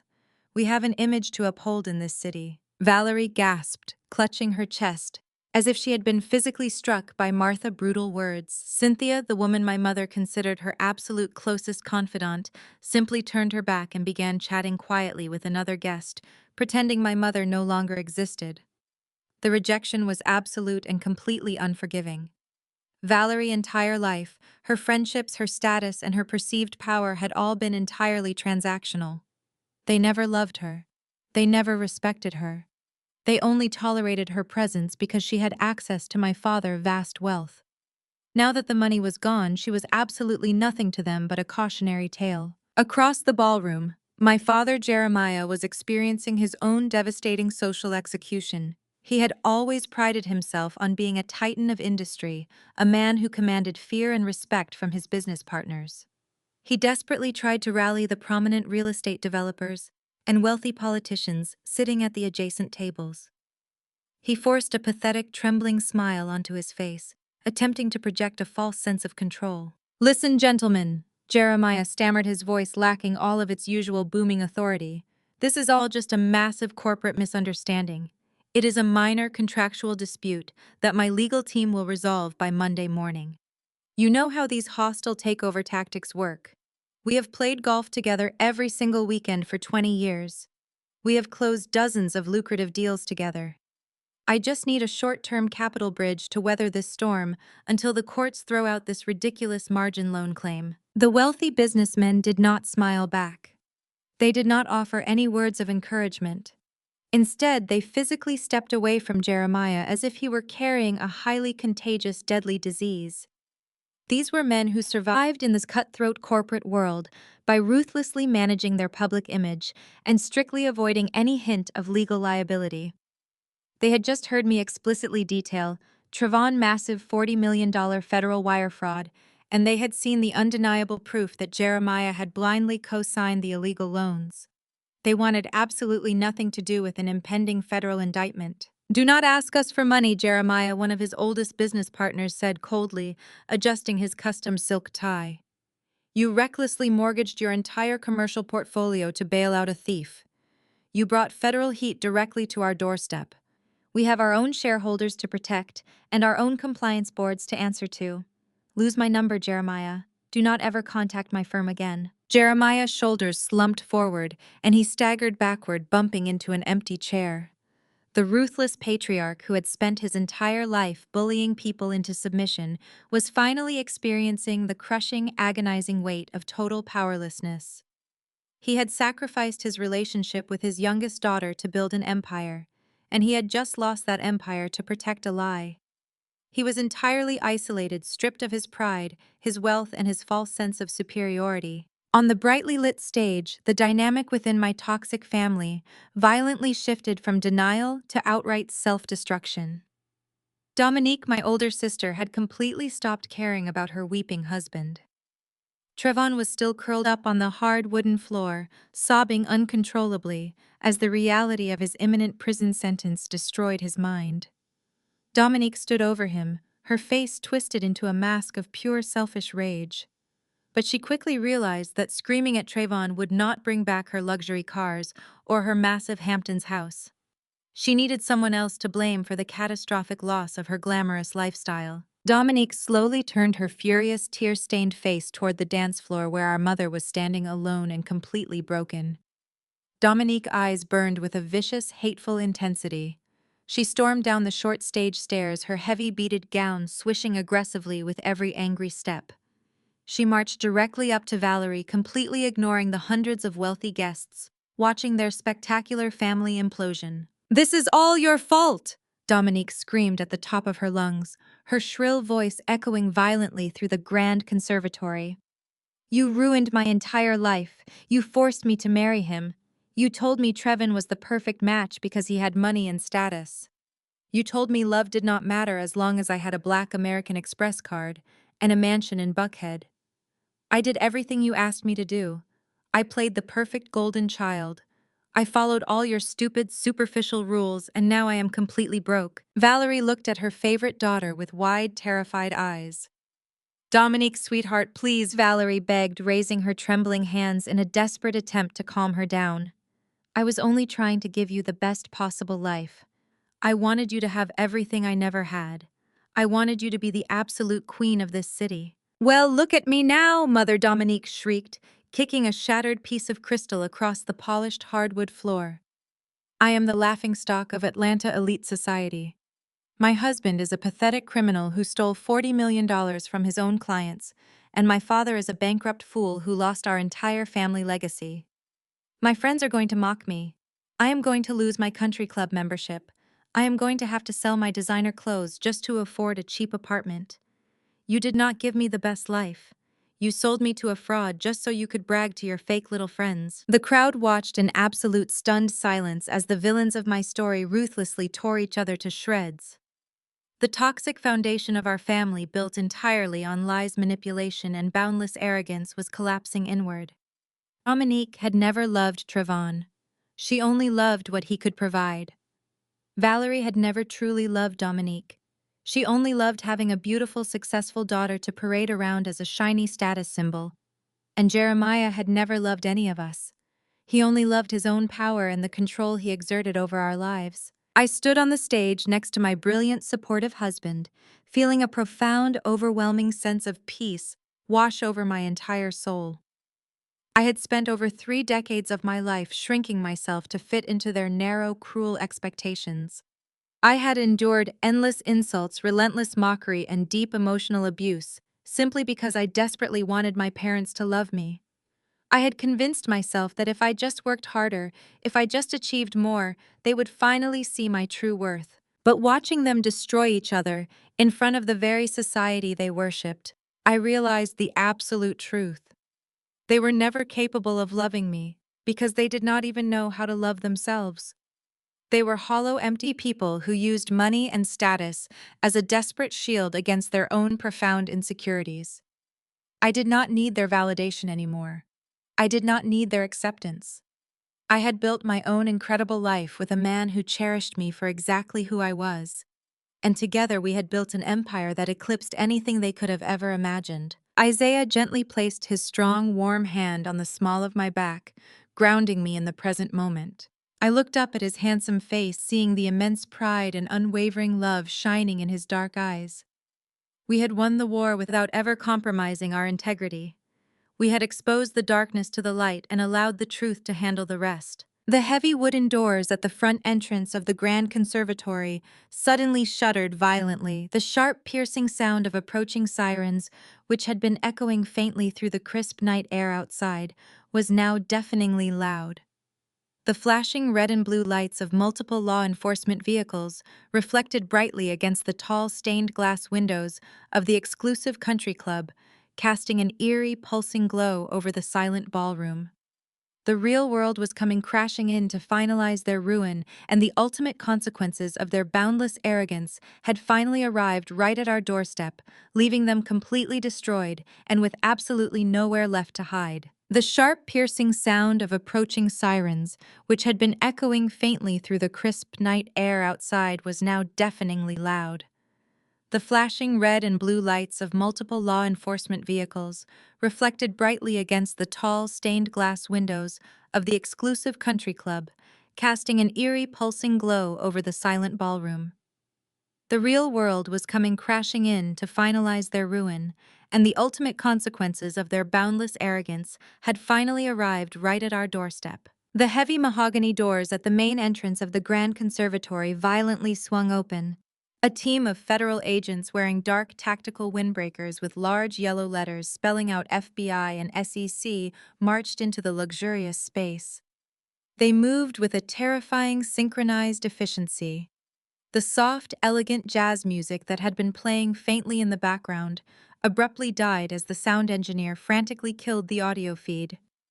The sudden absolute silence in the massive room was instantly replaced by the heavy thudding of tactical boots against the polished hardwood floor. Trevin, who was still curled up on the hard wooden stage staring blankly at his ruined life, suddenly snapped his head toward the entrance.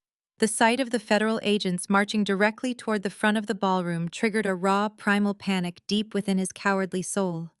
He scrambled to his feet, his expensive custom-tailored suit torn at the knees and stained with his own terrified sweat. He looked wildly around the room, searching for any possible escape route from the devastating legal reality bearing down on him. His frantic eyes locked onto the swinging kitchen doors located at the very back of the ballroom, right next to the terrible table where my mother had banished Isaiah and me at the beginning of the night. It was the exact same service exit Valerie had loudly demanded we use to leave the gala in shame. The profound poetic justice of that specific detail was absolutely staggering. Trevon, the man who had relentlessly mocked my husband and bragged about his immense wealth, was now desperately sprinting toward the servant exit like a terrified rat fleeing a sinking ship. He scrambled down the side stairs of the stage, knocking over a towering floral arrangement that shattered into 100 pieces across the floor. He shoved past the paralyzed wealthy guests, desperately clawing his way toward the back of the room. But he never even made it halfway to the kitchen doors. Two federal agents seamlessly broke away from the main formation and swiftly intercepted the fleeing hedge fund manager.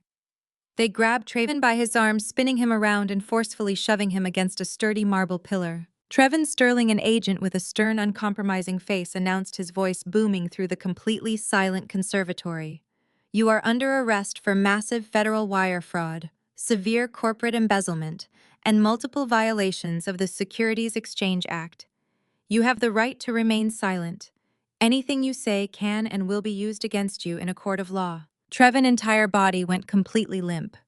The arrogant, boastful titan of industry completely vanished, leaving behind nothing but a pathetic, whimpering fraud.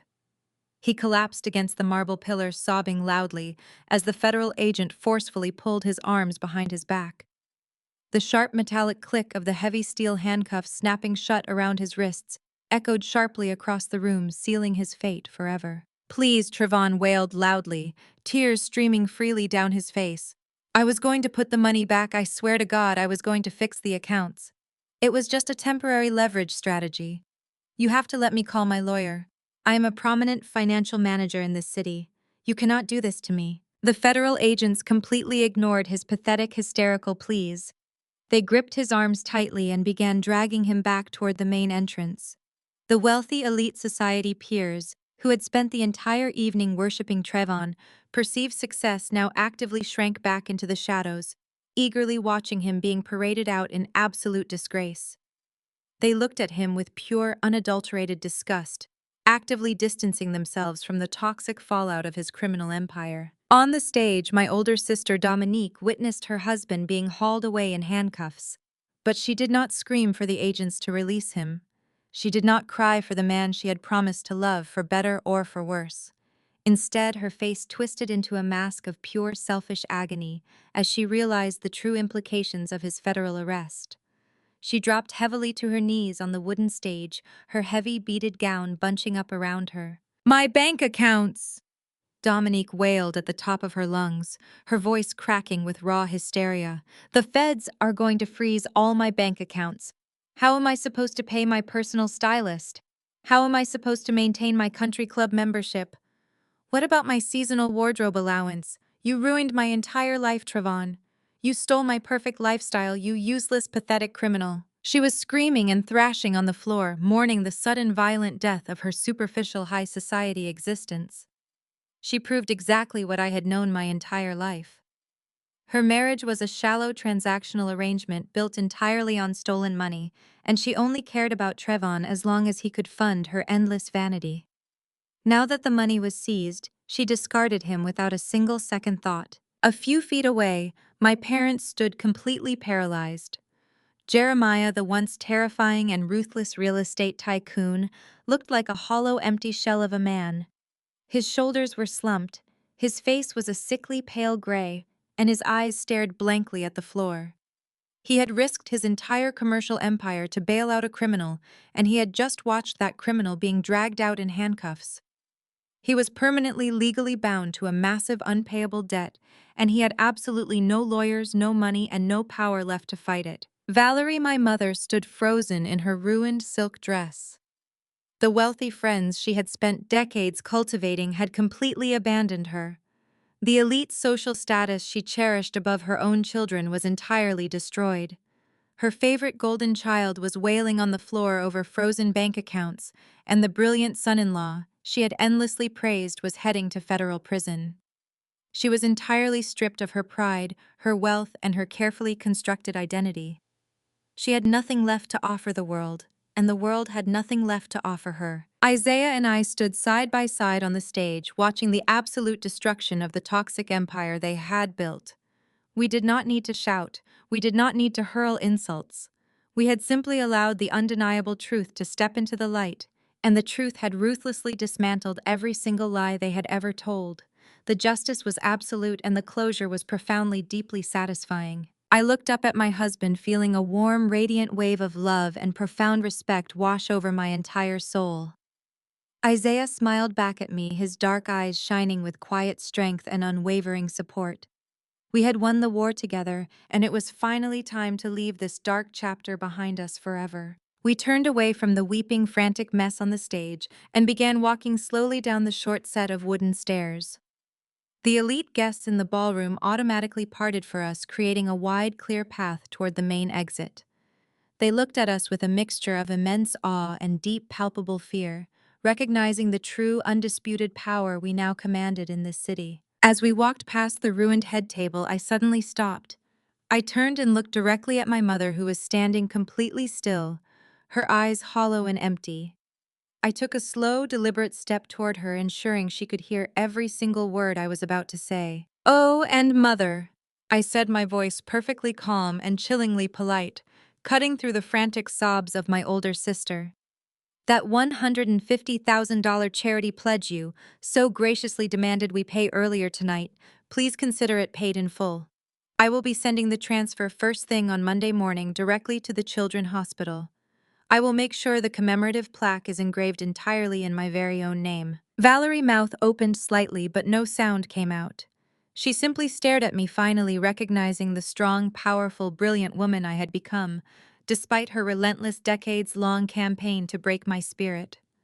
She realized she had thrown away a daughter who could have given her the world entirely in favor of a family that had ultimately destroyed her. I did not wait for her to formulate any response at all. I turned on my heel and walked away. The heavy mahogany double doors of the grand conservatory loomed ahead of us. Isaiah placed his hand firmly on the small of my back, guiding me through the absolute chaos we had just orchestrated. The desperate shouting of my ruined family faded behind the thick wood as we stepped into the quiet luxury of the main lobby. For the very first time in my entire 32 years of existence, my shoulders dropped. The invisible crushing weight I had carried since childhood vanished completely. The constant suffocating pressure to shrink myself to fit into their narrow, cruel expectations evaporated into thin air. I had spent decades biting my tongue, swallowing vicious insults, and making myself incredibly small just so Dominique could shine brightly. I realized with absolute undeniable clarity that I would never ever have to do it again. We walked through the massive lobby, our footsteps echoing softly against the polished imported marble floors. We pushed through the grand double doors of the exclusive country club and stepped out into the crisp Atlanta night air.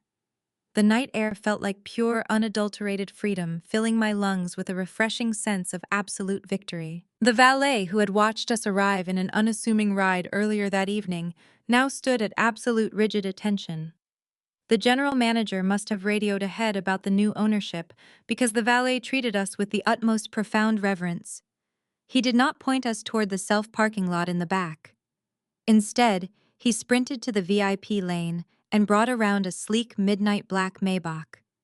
The magnificent luxury vehicle glided to a silent stop right in front of us, its polished surface reflecting the warm, ambient lighting. It was a stark, undeniable contrast to the broken-down 2008 Honda Civic that Trevin had so loudly mocked earlier. The valet scrambled quickly to open the rear passenger doors, bowing his head slightly as we approached the pristine car. Outside the wrought iron gates of the private property, a chaotic, frantic scene was rapidly unfolding in the dark street. Dozens of aggressive paparazzi and determined business reporters were already swarming the main entrance, blocking the road completely. They had been tipped off by the massive Forbes article drop and the sudden spectacular exposure of our massive tech empire. Camera flashes fired in rapid, aggressive succession, creating a blinding strobe light effect in the cool, dark night. Reporters were shouting frantic, rapid-fire questions over the loud, blaring noise of the approaching police sirens. They demanded exclusive quotes about the apex financial tech empire, the sudden hostile takeover of Trevin Hedge Fund, and our massive net worth. Security guards were holding the line firmly, ensuring the hungry press could not breach the private driveway under any circumstances today. But their desperate loud shouts carried easily on the wind, reaching us as we stood peacefully under the grand entrance awning. It was the exact kind of high-profile, intense media attention my mother had desperately craved her entire superficial life, and it was entirely singularly focused on the one daughter she had deemed completely worthless and overwhelmingly pathetic for decades. Isaiah completely ignored the flashing bright cameras and the desperately shouting reporters clamoring for just one single valuable exclusive quote. He stood casually by the open door of the sleek Maybach and looked down at me with profound, genuine adoration. The flashing harsh blue and red lights of the arriving federal law enforcement vehicles cast dynamic, shifting shadows across his handsome face. He smiled that exact same warm, beautifully modest smile he had worn back when we lived in a tiny, cramped studio apartment. It was the radiant, authentic smile of a confident man who knew exactly who he was, with or without the billions. "You doing okay, Madam COO?" Isaiah asked softly, his deep, soothing voice easily cutting through the surrounding chaotic noise and overwhelming madness. I paused for a quiet, thoughtful moment before answering his gentle question, taking one last deliberate look at my past. I looked back at the imposing stone facade of the luxurious country club that now belonged entirely to my brilliant husband. Faint, pathetic echoes of my family, continued bitter arguing, and Dominique hysterical, high-pitched, shrieking, drifted out through the cracked conservatory windows. They were completely trapped in a devastating nightmare of their own making, entirely consumed by the toxic greed that had finally destroyed them.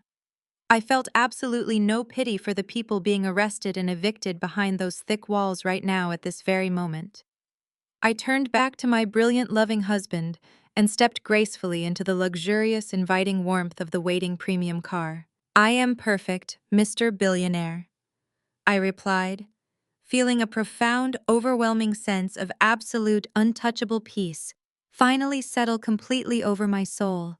"Let us go home." The heavy armored door closed softly with a solid, satisfying thud, instantly silencing the frantic, loud noise of the outside world forever. The elegant Maybach pulled away smoothly, gliding effortlessly into the dark night, leaving my completely ruined toxic family far behind us. They were left entirely alone to slowly burn in the bitter cold ashes of their own boundless, unmitigated cruelty and arrogance. Meanwhile, Isaiah and I headed toward a bright, beautifully unwritten future, built entirely on genuine love, mutual respect, and unparalleled, undeniable success.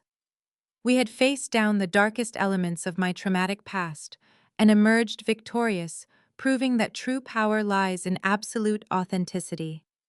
The city of Atlanta passed by my tinted window, a sprawling, beautiful metropolis that we now quietly ruled together in perfect harmony. Our magnificent journey had finally begun tonight as we embraced our spectacular destiny. The twinkling city skyline guided us forward, leaving the painful shadows of yesteryear entirely behind. We had weathered the vicious storms and emerged stronger than ever before. True freedom was finally ours, and we would cherish it for all eternity.